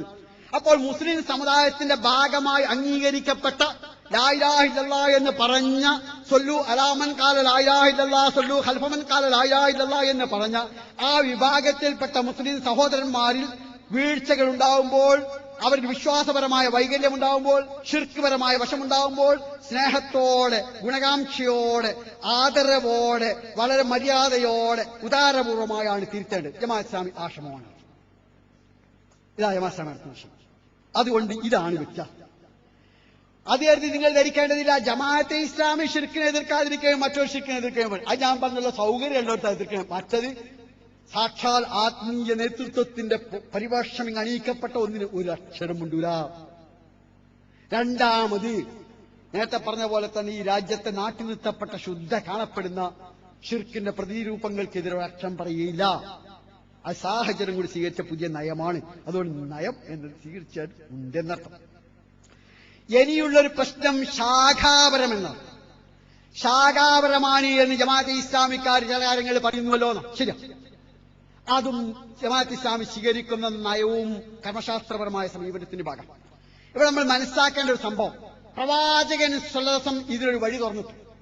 അവിടെ നിന്ന് പറഞ്ഞു, ബനൂ ഖുറൈദയിൽ എത്തുന്നവരെ ഒരു യാത്രാ സംഘത്തെ നിയോഗിച്ചുകൊണ്ട് പറഞ്ഞു, ബനൂ ഖുറൈദയിൽ എത്തുന്നവരെ നിങ്ങൾ അസർ നമസ്കരിക്കരുത്. സമയം വൈകി അസർ തെറ്റെന്ന് പറഞ്ഞപ്പോൾ ഒരു കൂട്ടർ പറഞ്ഞു, നബി പറഞ്ഞതിന്റെ ഉദ്ദേശം അവിടെ വേഗം പോകണമെന്നുള്ള അവർ നമസ്കരിച്ചു. വേറെ ഭാഗം പറഞ്ഞു, പ്രവാചകൻ സ്വല്ലല്ലാഹുഅലൈഹി പറഞ്ഞത്, അതുകൊണ്ട് നമ്മൾ സ്വീകരിക്കാറ്. അങ്ങനെ അവർ ബനൂ ഖുറൈദയിൽ എത്തുന്നവരെ അസർ നമസ്കരിച്ചു. മടങ്ങി വന്ന് രണ്ടു കൂട്ടരും വിവരം പറഞ്ഞപ്പോൾ രണ്ടു കൂട്ടരെയും കാര്യം അംഗീകരിച്ചു, ഉദാരമായ നിലപാട് സ്വീകരിച്ചു. ഖുർആൻ പാരായണത്തിൽ എങ്ങനെയാ 6-7 രീതി ഉണ്ടായത്? വൈവിധ്യതകളെ പ്രവാചകൻ സ്വല്ലല്ലാഹു അംഗീകരിച്ചത് കൊണ്ട് അതുണ്ടായത്. ഇനി നിങ്ങൾ ഓർത്തു നോക്കൂ, എന്തെല്ലാം കാര്യങ്ങളിലാണ് പ്രവാചകന്റെ പത്നിയായ ആയിഷ റളിയല്ലാഹു അൻഹയും മറ്റ് സഹാബികളും തമ്മിൽ അഭിപ്രായ വ്യത്യാസം ഉണ്ടായിരുന്നത്. ഒന്ന്, ജനാപത്തുകാരി കുളിക്കുമ്പോൾ മുടി കെട്ടടിക്കണമോ വേണ്ടയോ? അത് വേണമെന്നായിരുന്നു അബ്ദുല്ലാഹി ഇബ്നു ഉമർ റളിയല്ലാഹു അൻഹു പ്രമുഖനായ ഹദീസ് പണ്ഡിതന്റെ അഭിപ്രായം. വേണ്ടെന്ന് ആയിഷ റളിയല്ലാഹു അഭിപ്രായം. രണ്ടാളും പ്രമുഖരല്ലേ? അഭിപ്രായ വ്യത്യാസം നൽകുന്നു. അതുപോലെ തന്നെ മയ്യത്ത് കുളിപ്പിച്ചാൽ കുളിക്കാമോ വേണ്ടയോ? ഭാര്യയെ ചുംബിച്ചാൽ ഒതു മുറിയുമോ ഇല്ലേ? മയ്യത്ത് ചുമന്നാൽ ഒതു മുറിയുമോ ഇല്ലേ? മയ്യത്ത് കുളിപ്പിച്ചാൽ കുളി നിർബന്ധമാണോ അല്ലേ? സുബഹിയുടെ സമയം എപ്പോഴാണ്? അസർ പിന്തിക്കുകയാണോ അതോ മുന്തിക്കുകയാണോ ഉത്തമം? ആഭരണത്തിന് സകാത്തുണ്ടോ? ഗർഭിണിയുടെ യുദ്ധകാലം എത്രയാണ്? മുലകുടി ബന്ധം സ്ഥിരപ്പെടുന്നത് എപ്പോഴാണ്? തുടങ്ങി 30-ലേറെ വിഷയങ്ങളിൽ ആയിഷ റളിയല്ലാഹു അൻഹയും അബൂ ഹുറൈറ, ജാബിർ റളിയല്ലാഹു അൻഹു, ഉമ്മു അത്തിയ റളിയല്ലാഹു അൻഹു, ഉമ്മു സലമ റളിയല്ലാഹു അൻഹ, അലി റളിയല്ലാഹു അൻഹു, ഉമർ ഫാറൂഖ് റളിയല്ലാഹു അൻഹു, അബ്ദുല്ലാഹി ഇബ്നു ഉമർ റളിയല്ലാഹു അൻഹു, അബ്ദുല്ലാഹി ഇബ്നു അബ്ബാസ് റളിയല്ലാഹു അൻഹു, ഇബ്നു സുബൈർ റളിയല്ലാഹു അൻഹു തുടങ്ങിയ സഹാബികൾക്കിടെ അഭിപ്രായ വ്യത്യാസമുണ്ട്. ഒരു പ്രശ്നം ഉണ്ടായിട്ടില്ല. അതിനാൽ കർമ്മശാസ്ത്ര വിഷയങ്ങളിൽ പ്രവാചകന്റെ സ്വന്തം പാഠശാലയിൽ പഠിച്ചു വന്ന പ്രവാചകന്റെ ഖലീഫമാർക്കിടയിൽ, പ്രവാചകന്റെ പിൻഗാമികളായിരുന്ന ഖലീഫമാർക്കിടയിൽ, അതുപോലെ ഖുലഫാഉർ റാഷിദീങ്ങൾക്കിടയിൽ സഹാബികൾക്കിടയിൽ അഭിപ്രായ വ്യത്യാസം ഉണ്ടായിരുന്നു. 4 ഇമാമുകൾക്കിടയിൽ അഭിപ്രായ വ്യത്യാസം ഉണ്ടായിരുന്നു. ലോകത്തുടനീളം എന്നുമുണ്ട്. ഇപ്പൊ തന്നെയല്ലേ അത്തയ്യാത്ത് കൈയാട്ടണോ ആട്ടേണ്ടതാ, എന്നിട്ട് കൈ കെട്ടണോ കെട്ടേണ്ടതാ? തർക്കമില്ല, എപ്പോഴും ഉണ്ട്, തർക്കം നടക്കുന്നുണ്ട്. കർമ്മശാസ്ത്ര വിഷയങ്ങളിൽ ഇങ്ങനെ വ്യത്യസ്ത അഭിപ്രായമുണ്ടാകാം. 1925 ഇബ്നു സുവൈദ് അധികാരത്തിൽ വരുമ്പോൾ സൗദി അറേബ്യയിൽ സ്വീകരിച്ച സമീപനം എന്തായിരുന്നു? ശിർക്കുമായി ബന്ധപ്പെട്ട വിഷയങ്ങളിൽ ശിർക്കിന്റെ എല്ലാ കാര്യങ്ങളും ഒഴിവാക്കി. അതേസമയം അഭിപ്രായ വ്യത്യാസങ്ങൾക്ക് സാധ്യതയുള്ള കർമ്മശാസ്ത്ര വിഷയങ്ങളിൽ നിലവിലുണ്ടായിരുന്ന സമ്പ്രദായം നിലനിർത്തി. അതുകൊണ്ടാണ് 23 റക്അത്തും 36 റക്അത്തും 11 റക്അത്തും ഉണ്ടായത്. അതുകൊണ്ടാണ് 2 ബാങ്ക് ഉണ്ടായത്. എന്ന് പറഞ്ഞാൽ ഇസ്ലാമിൽ പ്രധാനവും അപ്രധാനവുമായ സംഭവങ്ങളുണ്ട്. കർമ്മശാസ്ത്ര വിഷയങ്ങളിൽ എന്നും ഈ ഭിന്നത ഉണ്ടായിട്ടുണ്ട്, ഉണ്ടാകാവുന്നതാണ്. ഇനി ഒരു നിമിഷം നോക്കൂ. സുബഹിക്ക് കുനൂത്ത് ഓതിയാൽ സുബഹി നമസ്കാരം ബാത്തിലാകും, നരകത്ത് പോകുമെന്ന് വിശ്വസിക്കുന്ന ഏതെങ്കിലും ഒരു പണ്ഡിത ലോകത്തുണ്ടോ? സുബഹിക്ക് കുനൂത്ത് ഓതിയാൽ നരകത്തിൽ പോകും, അല്ലെങ്കിൽ ഹറാമാണ്, അല്ലെങ്കിൽ നമസ്കാരം ബാത്തിലാവുമെന്ന് പറഞ്ഞ ഏതെങ്കിലും പ്രമുഖനായ ഒരു പണ്ഡിതൻ ലോകത്ത് എവിടെയെങ്കിലും ഉണ്ടോ? തറാവി 23 റക്അത്ത് നമസ്കരിച്ചാൽ നരകത്തിൽ പോകും, അല്ലെങ്കിൽ ഹറാമാണ്, അല്ലെങ്കിൽ അത് അയാൾ മുസ്ലിം അല്ല, അല്ലെങ്കിൽ നമസ്കാരം ബാത്തിലാണെന്ന് പറഞ്ഞ ആരെങ്കിലും ലോകത്തുണ്ടോ? ഇവിടെയാണ് ഇത്തരം കർമ്മശാസ്ത്ര വിഷയങ്ങൾക്ക് അതിന്റെ പ്രാധാന്യം കൊടുക്കാൻ പാടുള്ളൂ. അതേസമയം അതിനേക്കാൾ പ്രധാനമായ ഒരുപാട് കാര്യമുണ്ട്. മുസ്ലിം കേരളത്തിന്റെ സമയവും സമ്പത്തും അവരുടെ പാണ്ഡിത്യവും ഒരുപാട് വിനിയോഗിക്കപ്പെട്ടത് ഇത്തരം സുന്നത്തായ കാര്യങ്ങൾ, അഭിപ്രായ വ്യത്യാസങ്ങൾ, തർക്ക വിതർക്കങ്ങൾക്ക് വേണ്ടിയാണ്. ജമാഅത്ത് ഇസ്ലാമി മാറിന്ന് അവിടെ അതാ ടി കെ സാഹിബ് സൂചിപ്പിച്ചത്. അതേസമയം അതിന്റെ ഫലമായി സംഭവിച്ചത് നിങ്ങൾ ഓർത്തു നോക്കൂ. മൗലിക പ്രധാനമായ കാര്യങ്ങളിൽ നിന്ന് ഈ സമൂഹത്തിന് ഇടപെടാൻ കഴിഞ്ഞില്ല. അത് ഏറ്റവും വലിയ ഉദാഹരണമാണ്. ഈ തർക്കിക്കുന്ന പോലെ അനാഥയായ കുട്ടിയുടെ സ്വത്ത് തിന്നാൻ പാടില്ല എന്ന് കേരളത്തിലെ മുസ്ലിം മതപണ്ഡിതന്മാർ, അനാഥയുടെ സ്വത്ത് തിന്നാൻ പാടില്ല, അനാഥയുടെ സ്വത്ത് തിന്നുന്നത്, അനാഥയെ അവഗണിക്കുന്നത് മതനിഷേധമാണ് എന്ന ഖുർആൻ, ദീന്റെ നിഷേധമാണെന്ന ഖുർആന്റെ പ്രഖ്യാപനം പറയാനാണോ അതോ ശാഖാപരമായ കാര്യങ്ങളിൽ തർക്കവിതർക്കം നടത്താനാണോ കേരളത്തിലെ മുസ്ലിം പണ്ഡിതന്മാർ കൂടുതൽ സമയം ചെലവഴിച്ചത്? അഗതിക്ക് അന്നം നൽകുന്നതിനെ കുറിച്ച് പറയാനാണോ അതല്ല കർമ്മശാസ്ത്ര വിഷയങ്ങളിലെ ഭിന്നതകൾ തീർക്കാനാണോ കേരളത്തിലെ മുസ്ലിം സമൂഹം കൂടുതൽ സമയം ചെലവഴിച്ചത്? സംശയരഹിതമാണ് അതിന്റെ സമയം അധികം വിനിയോഗിച്ചു പോയത് ഇത്തരം കാര്യങ്ങളിലാണ്. അതിനാലാണ് മൂല്യരഹിതമായ ഒരു സമൂഹം ഇവിടെ വളർന്നു വന്നത്. അതിനാൽ ഇസ്ലാമിൽ തീർച്ചയായും അഭിപ്രായ ഭിന്നതകൾക്ക് സാധ്യതയുള്ള വിഷയങ്ങൾ ധാരാളമുണ്ട്. ഷെയ്ഖ് മുഹമ്മദ് ബിൻ അബ്ദുൽ വഹാബ് റഹ്മത്തുള്ളാഹി അലൈഹിയെ കുറിച്ച് സൗദി അറേബ്യയിലെ പ്രമുഖ പത്രം എഴുതിയെന്താ? അദ്ദേഹം കർമ്മശാസ്ത്രത്തിൽ മദ്ഹബ് സ്വീകരിക്കുന്നവനായിരുന്നു. അഖീദയിൽ സലഫി മാർഗം. ഇതാണ് സംഭവം. ഇനി ഇക്കാര്യത്തിലൊക്കെ വല്ല സംശയമുണ്ട്. ഇത് മാത്രമല്ല, രാവിലെ ടി കെ സാഹിബ് പറഞ്ഞ ഹാക്കിമത്തിന്റെ കാര്യത്തിൽ, കർമ്മശാസ്ത്രപരമായ വിഷയങ്ങളുടെ ഭിന്നതയുടെ കാര്യത്തിൽ, അതുപോലെ തന്നെയുള്ള കാര്യങ്ങൾ നിങ്ങൾക്ക് വല്ല ലോക ഇസ്ലാമിക സമൂഹത്തിന്റെ സലഫികളുടെ നിലപാട് എന്താണ് എന്ന കാര്യത്തിൽ വല്ല സംശയമുണ്ടെങ്കിൽ സാക്ഷാൽ ഹുസൈൻ മടവൂർ അവരുടെ കക്ഷിയിൽ നിൽക്കുന്ന എം ഐ അബ്ദുറഹ്മാൻ എഴുതിയ, എം ഐ സുല്ലമി എഴുതിയ, നമ്മുടെ എം ഐ അബ്ദുൽ അസീസ് സാഹിബിന്റെ ജ്യേഷ്ഠ സഹോദരൻ എഴുതിയ ഒരു പുസ്തകമുണ്ട്.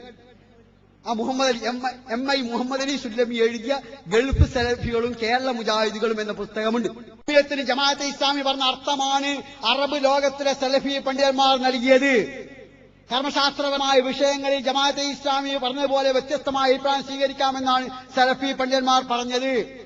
അപ്പോൾ മനസ്സിലാവും ഇസ്ലാമിക രാഷ്ട്രീയത്തെക്കുറിച്ച് ജമാഅത്തെ ഇസ്ലാമി പറഞ്ഞാണ് സലഫി പണ്ഡിതന്മാർ പറഞ്ഞത് എന്ന്. ജമാഅത്ത് ഇസ്ലാമിക്കാരെഴുതിയ ബുക്കല്ല, ജമാഅത്ത് ഇസ്ലാമിക്കാരെഴുതിയ പുസ്തകമല്ല എന്നർത്ഥം. പിന്നെ ചോദിക്കും, എന്തിനാ സാമൂഹ്യമായ ഇടപെടൽ? ഇപ്പൊ പ്രശ്നമതാ, പ്രത്യേകിച്ച് സോളിഡാരിറ്റിയുടെ രംഗപ്രവേശം അങ്ങോട്ട് പറഞ്ഞാലേ പൂർത്തിയാകുള്ളൂ. സോളിഡാരിറ്റിയുടെ ഇടപെടലിന് ശേഷം ഒരു പ്രശ്നം, ഷിർക്ക് ഇവിടെ ഇങ്ങനെ കൊടികുത്തി വാഴുമ്പോഴാ നിങ്ങളെ പ്രാച്യമള, നിങ്ങളെ കൊക്കോ കോളോ, നിങ്ങളെ സാംസ്കാരിക അധിനിവേശം, നിങ്ങളെ മുതലാളിത്തം, ഇത് ഞങ്ങൾക്ക് മനസ്സിലാണില്ലാണ്. ഇത് മനസ്സിലാണെങ്കിൽ ഞാൻ വളരെ വിനയപൂർവ്വം പറയാൻ നിങ്ങൾക്ക് ഖുർആൻ മനസ്സിലായിട്ടാണ്. ഞാൻ വളരെ വിനയപൂർവ്വം പറയാൻ ബാധ്യസ്ഥനാണ്. നിങ്ങൾക്ക് ഖുർആൻ മനസ്സിലായില്ല എന്ന്, പ്രവാചകന്മാരുടെ പ്രബോധനം മനസ്സിലായില്ല എന്ന്. ആദ്യ സമുദായത്തിൽ വിഗ്രഹാരാധന നിലനിൽക്കുകയാണ്. പ്രവാചകനായ ഹൂദ് അലൈഹി ഇസ്ലാം മലമുകളിൽ വീടുകളുണ്ടാക്കി പൊങ്ങച്ചം നടിക്കുന്നവർക്കെതിരെ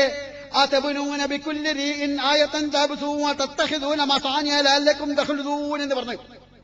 വിഗ്രഹാരാധന അവസാനിപ്പിച്ചൊക്കെ മുസ്ലിങ്ങളായ ശേഷം അവരോടല്ല ഇത് പറഞ്ഞത്. അതുകൊണ്ടാണ് അള്ളാഹുവിന്റെ ശാപകോപങ്ങൾക്ക് വിധേയമായി അവർ ശിക്ഷിക്കപ്പെട്ടത്. വിഗ്രഹാരാധന നിലനിൽക്കെ വിഗ്രഹാരാധകരായ സമൂഹത്തോട് നിങ്ങൾ അത് നിർത്തുന്നവരെ ഞങ്ങൾ വേറൊന്നും പറയുന്നില്ല, നിങ്ങൾ അത് പറയും, അത് നിർത്തി ഇങ്ങോട്ട് ബാക്കി പറയട്ടെ എന്ന് പറയുന്നേക്കല്ല ചെയ്തത്. വിഗ്രഹാരാധന നിലനിൽക്കെ വിഗ്രഹാരാധകരായ സമൂഹത്തോടാണ് പ്രവാചകനായ ഹൂദ് അലൈഹി ഇസ്ലാം എന്ന് ചോദിച്ചത്. അല്ലെങ്കിൽ ഖുർആൻ നോക്കി, അതാ ഞാൻ പറഞ്ഞു, ഖുർആൻ മനസ്സിലായില്ല പറയാൻ നിർബന്ധിതാണെന്നുണ്ട്. പിന്നെയുള്ളത് സമൂഹ ഗോത്രം വിഗ്രഹാരാധകരായിരിക്കുകയാണ്, വിഗ്രഹാരാധകർ വ്യാപൃതരായിരിക്കുകയാണ്. അവരിലേക്ക് നിയോഗിതനായ പ്രവാചകനായ സ്വാലിഹ് അലൈഹി ഇസ്ലാം അവരോട് ചോദിച്ചത്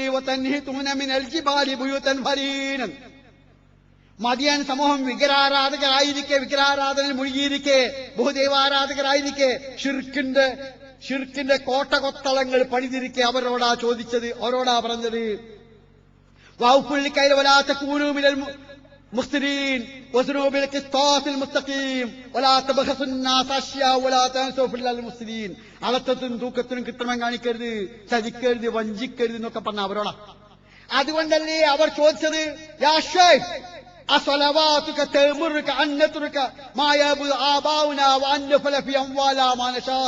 ശൈബേ, നിന്റെ ആ നമസ്കാരം ഉണ്ടല്ലോ, കുരുത്തം കെട്ട നമസ്കാരം, അത് സാധാരണ മുസ്ലിം നമസ്കാരമല്ല, അത് ഫണ്ടമെന്റൽസ് നിസ്കാരം, അത് മതമൗലികവാദ നമസ്കാരം. അതുകൊണ്ടല്ലേ നിന്റെ ആ നമസ്കാരം ഞങ്ങളുടെ പൂർവികന്മാർ ആരാധിച്ചതിനെ ഞങ്ങൾ ആരാധിക്കാൻ പാടില്ല, തർക്കമില്ല. പക്ഷെ രണ്ടാമത്തെ കൊണ്ട് പ്രശ്നം അതെന്താ,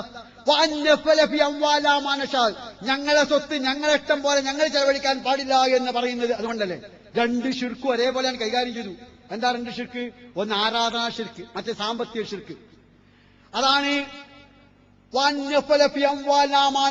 ഞങ്ങളെ സ്വത്ത് ഞങ്ങളെ ഇഷ്ടം പോലെ ഞങ്ങൾ ചെയ്യാൻ പാടില്ല എന്ന് പറയുന്നത്. ലൂത്ത് അലൈഹി ഇസ്ലാമിന്റെ സമൂഹം സകലമാന തിന്മകളും ഉണ്ടായിരിക്കുകയല്ലേ അവരിലേക്ക് നിയോഗിതനായ പ്രവാചകനായ ലൂത്ത് അലൈഹി ഇസ്ലാം അവരോട് ചോദിച്ച്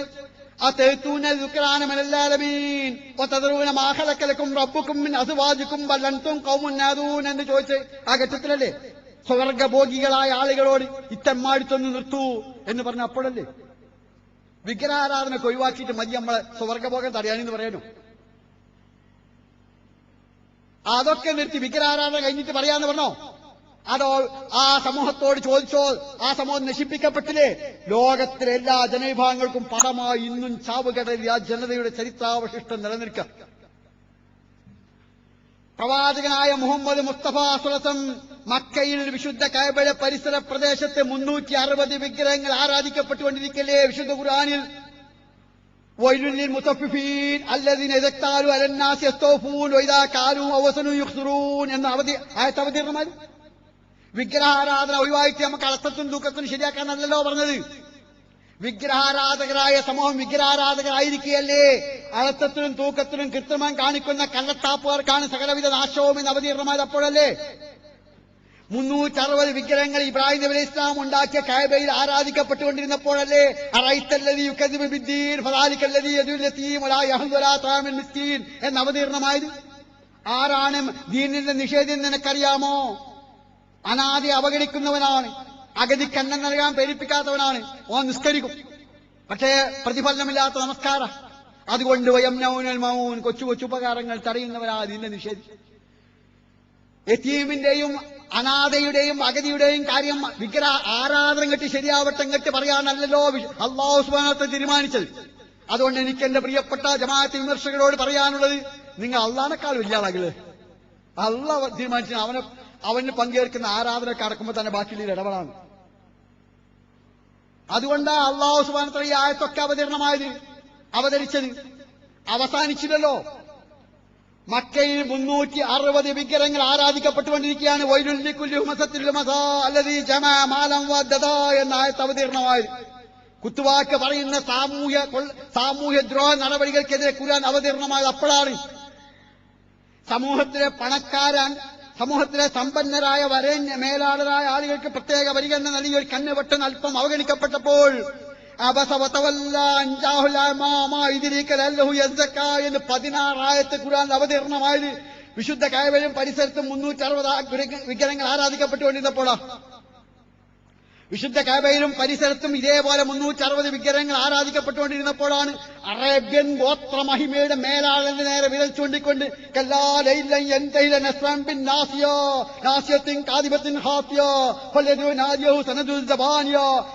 എന്ന് വിശുദ്ധ ഖുർആൻ അവതീർണമായി. പിടിക്കണോ അവനെ, കുടുംബ പിടിക്കണോ, കള്ള കുടുംബ എന്നിട്ട് പറഞ്ഞല്ലോ അവരവരുടെ ആളുകളെ വിളിക്കട്ടെ എന്ന് പറഞ്ഞു. എവിടെ വെച്ചാ അവതീർണമായി? അറേബ്യൻ ഗോത്ര മാഹാത്മ്യത്തിന്റെ നെറുക പൊങ്ങച്ചത്തോടെ നിന്നവന്റെ തലമണ്ടയ്ക്ക് വിശുദ്ധ ഖുർആൻ ആഞ്ഞടിച്ചത് വിഗ്രഹാരാധന നിന്ന സാഹചര്യത്തിൽ. മറ്റൊരുത്തന്നെ നേരെ ഖുർആൻ അവതീർണമായി ഇതേ വിഗ്രഹാരാധനയ്ക്ക്. എന്താണെന്നറിയോ?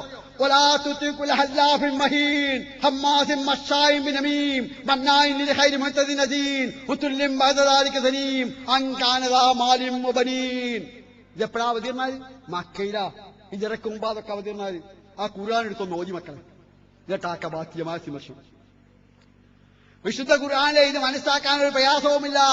സൂറത്തുകളുടെ മുകളിലും ആയത്തുകളെ കുറിച്ചുള്ള വിവരണത്തിനും കൊടുത്തിരിക്കുന്നു. മക്കിയായ സൂറത്തേത്, മദനിയായ സൂറത്തേത്, ഹിജറയ്ക്ക് മുമ്പ് അവതീർണമായത് ഏത്, ശേഷം ഏത് എന്ന്. മക്ക വിജയം വരെ വിശുദ്ധ കഅബയിലും പരിസര പ്രദേശത്തും 360 വിഗ്രഹങ്ങൾ ആരാധിക്കപ്പെട്ടിരുന്നു. ഹിജറയ്ക്ക് മുമ്പ് അവതീർണമായ സാമൂഹ്യ, സാമ്പത്തിക, സാംസ്കാരിക, രാഷ്ട്രീയ പ്രശ്നങ്ങളുള്ള അനേകം ആയത്തുകൾ അവതീർണമായി നിങ്ങൾ കാണുവാൻ കഴിയും. അതുകൊണ്ടാണ് ജമാഅത്തെ ഇസ്ലാമി അതിന് യുവജന വിഭാഗം, അതിന് വിദ്യാർത്ഥി വിഭാഗവും, അതിന് വനിതാ വിഭാഗവും ഒക്കെ നിലവിലുള്ള സമൂഹത്തിന്റെ തിന്മകൾക്കെതിരെ അതിശക്തമായി നിലകൊള്ളുന്നത്. ഒന്നുകൂടി പറഞ്ഞാൽ അത് ഏകദൈവ വിശ്വാസത്തിനെതിരെയുള്ള ഇടപെടൽ കൂടിയാണ്. മുതലാളിത്തം എന്താണെന്ന് മനസ്സിലാക്കല. അതുകൊണ്ടാണ് ഇതിന്റെ പ്രശ്നം. സമ്പത്ത് അതിന്റെ കൈവശം വെക്കുന്നവന്റേതാണ്, മുതലാളിയുടേതാണ് അതിന്റെ പരമമായ ഉടമാവകാശം എന്ന മുതലാളിത്ത കാഴ്ചപ്പാട്. അത് ശിർക്ക. ആ ശിർക്കിൽ കെട്ടിപ്പടിക്കപ്പെട്ട സാമ്പത്തിക വ്യവസ്ഥ മുതലാളിത്തം. അതിനെതിരെയുള്ള പ്രബോധനം തൗഹീദിന്റെ പ്രബോധനം. അതുകൊണ്ട് അക്കാര്യമാണ് സൂചിപ്പിക്കുന്നത്. ഒന്നുകൂടി സൂചിപ്പിച്ചുകൊണ്ട് ഇത് അവസാനിപ്പിക്കുകയാണ്. കാരണം ഒരു സമാപനമായി എന്തെങ്കിലും ചെന്തെങ്കിലും നദിസാന് പറയേണ്ടത്. അതെന്താണെന്ന് ചോദിച്ചാൽ യഥാർത്ഥത്തിൽ ഒരു ചോദ്യം ഇവിടെ ഉയർത്തട്ടെ. എന്റെ പ്രിയമുള്ള സഹോദരന്മാരെ, ഇവിടെ ഏത് വ്യവസ്ഥ വേണമെന്നാണ് നിങ്ങൾ ആഗ്രഹിക്കുന്നത്? ഇസ്ലാമിക വ്യവസ്ഥ വേണമെന്നോ അനിസ്ലാമിക വ്യവസ്ഥ വേണമെന്നോ? ജമാഅത്തെ ഇസ്ലാമി മുജാഹിദൊക്കെ പോട്ടെ, സകല സംഗതി മാറിക്കട്ടെ. നിങ്ങളുടെ മുസ്ലിം എന്ന നിലയിൽ നിങ്ങളുടെ ഇസ്ലാമിക മനസ്സാക്ഷിയോട് നിങ്ങൾ ചോദിക്കൂ, ഈ രാജ്യത്ത് ഏത് വ്യവസ്ഥ വേണമെന്നാണ് നിങ്ങൾ ആഗ്രഹിക്കുന്നത്? ഇസ്ലാമിക വ്യവസ്ഥയോ അനിസ്ലാമിക വ്യവസ്ഥയോ? ഈ രാജ്യത്ത് ആരുടെ ഭരണം വേണമെന്നാണ് നിങ്ങൾ ആഗ്രഹിക്കുന്നത്?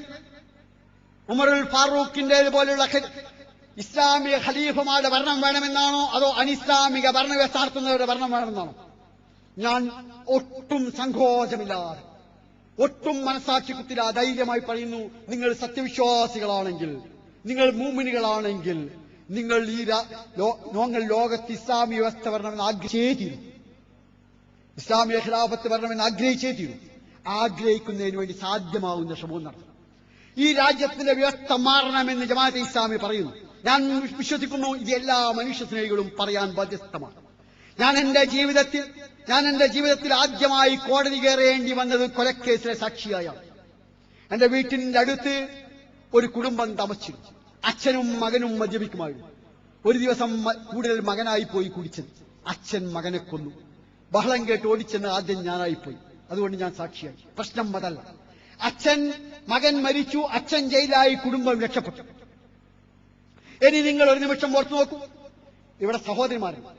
ഞാൻ എന്റെ വീട്ടിൽ നിന്ന് അതികാലത്ത് ഇറങ്ങിപ്പോരുമ്പോൾ എന്റെ പ്രിയപ്പെട്ടവൾ എന്നോട് ചോദിച്ച ചോദ്യം എപ്പോഴാ വരിക എന്ന് ചോദിച്ചു. സ്നേഹനിർഭരമായ, പ്രതീക്ഷയോടുകൂടിയ, പ്രത്യാശയോടുകൂടിയ, ഒപ്പം പ്രാർത്ഥനയോടുകൂടിയ ഒരു ചോദ്യമാണ്. നിങ്ങളുടെയൊക്കെ ഭാര്യമാർ നിങ്ങളോട് ചോദിക്കാറുള്ള ചോദ്യമാണ്, എപ്പോൾ വരുമെന്ന്. മദ്യപാനികളുടെ ഭാര്യമാർ ഒഴിച്ച്, മൂക്കറ്റം കുടിച്ച് കലങ്ങിയ കണ്ണുകളും നാറുന്ന വായ മുഴുവൻ തെറിവാക്കുകളുമായി ആടിക്കുഴയുന്ന കൈകാലികളുമായി രാക്ഷസനെപ്പോലെ വീട്ടിലേക്ക് കയറി വരുന്ന ഭർത്താവിന് വാതിൽ തുറന്നു കൊടുക്കുവാൻ വേണ്ടി നടന്നു പോകുന്ന ഒരു പെണ്ണിന്റെ ഹൃദയവികാരം അളക്കുവാൻ ജീവകാരുണ്യത്തിന്റെ കണിക ബാക്കി നിൽക്കുന്നവർക്ക് സാധ്യമല്ല. എന്നാൽ കേരളത്തിലെ ലക്ഷക്കണക്കിന് എന്റെ സഹോദരിമാർ ഈ ജീവിത ദുരന്തം അനുഭവിക്കുന്നവരാണ്.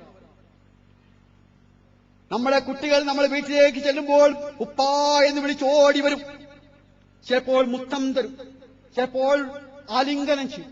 ഹസ്തദാനം ചെയ്യാതെ എന്റെ കുട്ടികൾ എന്റെ വീട്ടിലേക്ക് കടത്താറില്ല.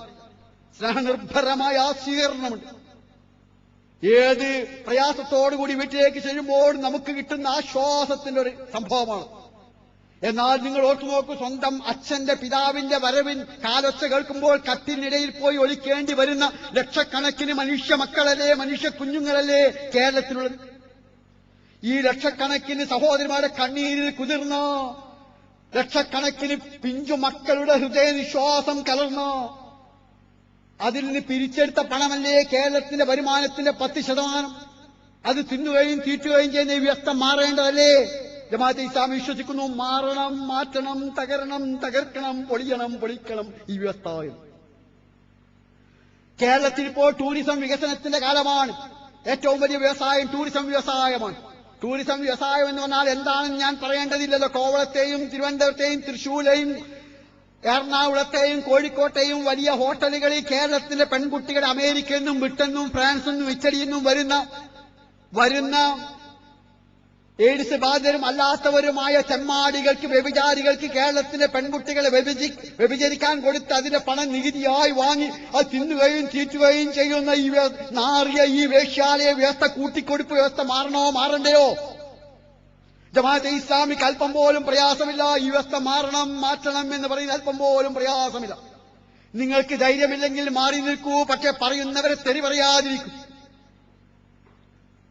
ബോംബെയിലെ കൽക്കത്തയിലെ ചുവന്ന തെരുവുകളിൽ 70,000 പെൺകുട്ടികളുടെ പച്ചമാംസം വിറ്റ് കിട്ടുന്ന പണം തിന്നുകയും തീറ്റുകയും ചെയ്യുന്ന ഈ രാജ്യത്തിന് വ്യവസ്ഥ മാറണോ മാറണ്ടയോ?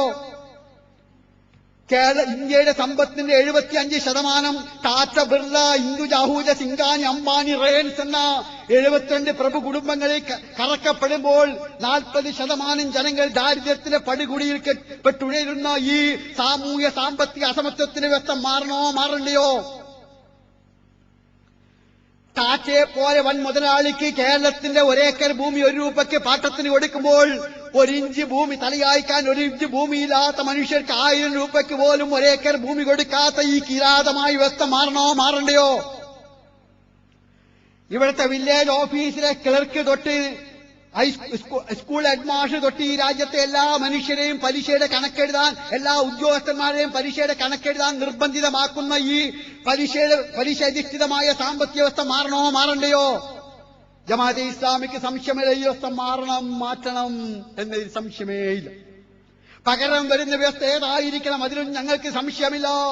ഈ രാജ്യത്തിന്റെ പ്രധാനമന്ത്രി, ഈ രാജ്യത്തിന്റെ മുഖ്യമന്ത്രിയോ പ്രധാനമന്ത്രിയോ കാസർകോട്ടിന്റെ തെരുവിലൂടെ പോകുമ്പോൾ തെരുവിലെ റിക്ഷവലിക്കാരന് തടഞ്ഞു നിർത്തി, ഞങ്ങൾ ഇങ്ങനെ കഷ്ടപ്പെടുമ്പോൾ ഈ വിദേശ നിർമ്മിത കാറിൽ സഞ്ചരിക്കാൻ താങ്കൾക്ക് എന്ത് അവകാശമെന്ന് ചോദിക്കുവാൻ ആർജവമുള്ള, തന്റേടമുള്ള, ആനത്വമുള്ള, നട്ടലുള്ള, പൗരബോധമുള്ള മനുഷ്യ മക്കൾ ഈ രാജ്യത്ത് വളർന്നു വരുന്ന ആ ചോദ്യം വിനയത്തോട് കേട്ടുത്തരം പറയുന്ന ഭരണാധികാരികളുള്ള ഒരു വ്യവസ്ഥ ഈ രാജ്യത്ത് വരണമെന്ന് ജമാഅത്ത് ഇസ്ലാമി ആഗ്രഹിക്കുന്നു.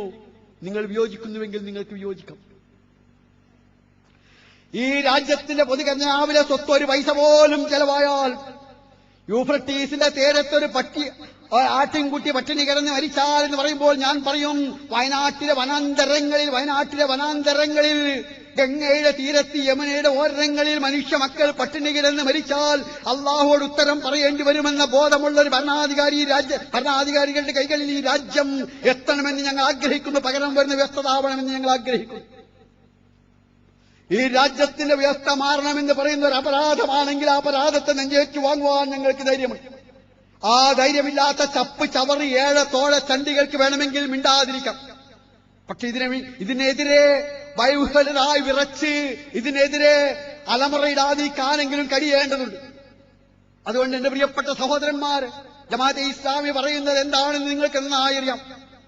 ജീവിതത്തിന്റെ ഏതെങ്കിലും ഒരു തലമല്ല, വിശ്വാസം, വിചാരം, വികാരം, ആചാരം, ആരാധന, അനുഷ്ഠാനം, വ്യക്തിജീവിതം, കുടുംബജീവിതം, സാമൂഹിക ജീവിതം, സാമ്പത്തിക ജീവിതം, സാംസ്കാരിക ജീവിതം, രാഷ്ട്രീയ ജീവിതം, ഭരണ സംവിധാനം, അങ്ങനെ ജീവിതത്തിന് മുഴുവൻ മേഖലകളും അള്ളാഹുവിന് വിധേയമായി, അള്ളാഹുവിന് കീഴ്പ്പെട്ട് അവന്റെ വ്യവസ്ഥയ്ക്ക് വിധേയമായ ഒരു സമൂഹവും ഒരു വ്യക്തികളും കുടുംബങ്ങളും സമൂഹങ്ങളും രാഷ്ട്രങ്ങളും ലോകവും ഉണ്ടാകണമെന്നാണ് അത് ആഗ്രഹിക്കുന്നത്. അത്തരമൊരു വ്യവസ്ഥയുടെ ശ്രമത്തിന് വേണ്ടിയാണ്, അത്തരമൊരു വ്യവസ്ഥയുടെ സംസ്ഥാപനത്തിന് വേണ്ടിയാണ് ജമാഅത്തെ ഇസ്ലാമി രാജ്യത്ത് പ്രവർത്തിച്ചുകൊണ്ടിരിക്കുന്നത്. അതുകൊണ്ട് തന്നെ അത് പറയുന്ന ലാ ഇലാഹ ഇല്ലല്ലാഹ് ഇക്ബാലിന്റെ ഭാഷയിൽ പറഞ്ഞാൽ നിങ്ങൾക്കറിയാമോ, അൽഫാസമാനി മേ തഫാവുത്നൈം ലാകിൻ മുല്ലാഖ് വസന്നൗർ മുജാഹിദ് വസന്നൗർ. വാക്കുകളിലും അർത്ഥങ്ങളിലും എല്ലാവരുടെയും ലാ ഇലാഹ ഇല്ലല്ലാഹ് ആയിരിക്കാം, അല്ലാഹു അക്ബർ ആയിരിക്കാം. പക്ഷേ ഒരു മതപുരോഹിതന്റെ അഥവാ ലോകഗതിയെ മനസ്സിലാക്കാൻ കഴിയാത്ത, മുതലാളിത്തത്തിന്റെ ഗൂഢതന്ത്രങ്ങൾ അറിയാത്ത, സാമ്രാജ്യത്വത്തിന്റെ ചതിക്കുഴികൾ അറിയാത്ത, നടന്നു നീങ്ങുന്ന കാലത്തിന്റെ കാലൊച്ച കേൾക്കാൻ കഴിയാത്ത, പൗരോഹിത്യത്തിന്റേതായ പുതിയ മൂടുപടം അണിഞ്ഞവർക്കൊരു പക്ഷേ അത് മനസ്സിലാക്കാൻ കഴിയുകയില്ല. ലോക സംഭവഗതികളെ നെഞ്ചിലേറ്റുവാങ്ങിക്കൊണ്ട്, ആത്മാവിൽ ഏറ്റുവാങ്ങിക്കൊണ്ട് അമർഷത്തിന്റെ അഗ്നിഗോളങ്ങളാക്കി ദൈവികമായ അള്ളാഹുവിന്റെ എതിരെ നിലകൊള്ളുന്ന സകലമാന ഘടകങ്ങളുടെയും നേരെ അമർഷത്തിന്റെ അഗ്നിഗോളങ്ങൾ ആത്മാവിൽ ഏറ്റുവാങ്ങാനെങ്കിലും കഴിയുന്ന ഒരു സംഘമുണ്ടാവണം. ഞാൻ അവസാനിപ്പിക്കുന്നു. അതിനു മുമ്പായി ഞാൻ പറയട്ടെ, എനിക്ക് പറയേണ്ടത് ഒരു കൊച്ചു കഥയാണ്. ആ കഥ 3 കഥാപാത്രങ്ങളേ ഉള്ളൂ. ഒന്ന് ഞണ്ടാണ്, മറ്റൊന്ന് തവളയാണ്, മൂന്നാമത്തെ ഒരു ചിപ്പിയാണ്. തവള പറഞ്ഞു, ഞണ്ട് പറഞ്ഞു, എനിക്ക് പരമസുഖം, ഒരു വിഷമവുമില്ല, ഞാൻ ഇങ്ങനെ സമാധാനത്തോടെ കഴിയുന്നു, ശാന്തി, എല്ലാം ശാന്തി, എല്ലാം ശാന്തി എന്ന്. ഞണ്ട് പറഞ്ഞു, എനിക്ക് അസ്വസ്ഥതയാണ്, അശാന്തിയാണ്. ഇത് കേട്ടിരുന്ന തവള പറഞ്ഞു ഞണ്ടിനോട്, നിനക്കെന്തിന് സമാധാനം നഷ്ടപ്പെടണം, നീ എന്തിന് അസ്വസ്ഥമാകണം, നിന്റെ അകം ശൂന്യമാണല്ലോ എന്ന്. അതേപോലെയല്ലല്ലോ മനോഹരമായ മുത്തിനെ ഗർഭം ധരിച്ച ചിപ്പി. പ്രിയമുള്ളവരെ, കേരളത്തിന്റെ പെൺമക്കളെ വിദേശികൾക്ക് വ്യഭിചരിക്കാൻ കൊടുത്ത് പണമുണ്ടാക്കി തിന്നുകയും തീറ്റുകയും ചെയ്യുന്ന വ്യവസ്ഥക്കെതിരെ, കേരളത്തിന്റെ ലക്ഷക്കണക്കിന് മനുഷ്യ കുഞ്ഞുങ്ങളുടെ കണ്ണീര് കുതിർന്ന പണം തിന്നുകയും തീറ്റുകയും ചെയ്യുന്നതിനെതിരെ, ഒരു രാജ്യത്തിന്റെ സദാചാര വ്യവസ്ഥയെ കടന്നാക്രമിക്കുന്ന സാമൂഹ്യ ഘടനയ്ക്കെതിരെ, ഒരു ജനതയെ അടിച്ചമർത്തി കീഴാളരാക്കി അവിടെ നെറുകയിൽ ചവിട്ടിക്കേറി ഇന്ന് അധികാരം നടത്തുന്ന സാമൂഹ്യ ദ്രോഹ വ്യവസ്ഥക്കെതിരെ അമർഷത്തിന്റെ അഗ്നിജ്വാലകൾ അകത്തളങ്ങളിൽ കാത്തുസൂക്ഷിക്കാൻ കഴിയുന്ന ലാ ഇലാഹ ഇല്ലല്ലാഹുവിന്റെ വിപ്ലവാവേശം ഹൃദയരക്തത്തിൽ അലിയിച്ചു ചേർത്ത വിശ്വാസംഗമേ, മുന്നോട്ട് മുന്നോട്ട്. അല്ലാഹു അനുഗ്രഹിക്കുമാറാവട്ടെ. ربنا آتنا في الدنيا حسنة وفي الآخرة حسنة وقنا عذاب النار. وآخر دعوانا الحمد لله رب العالمين. السلام عليكم ورحمة الله.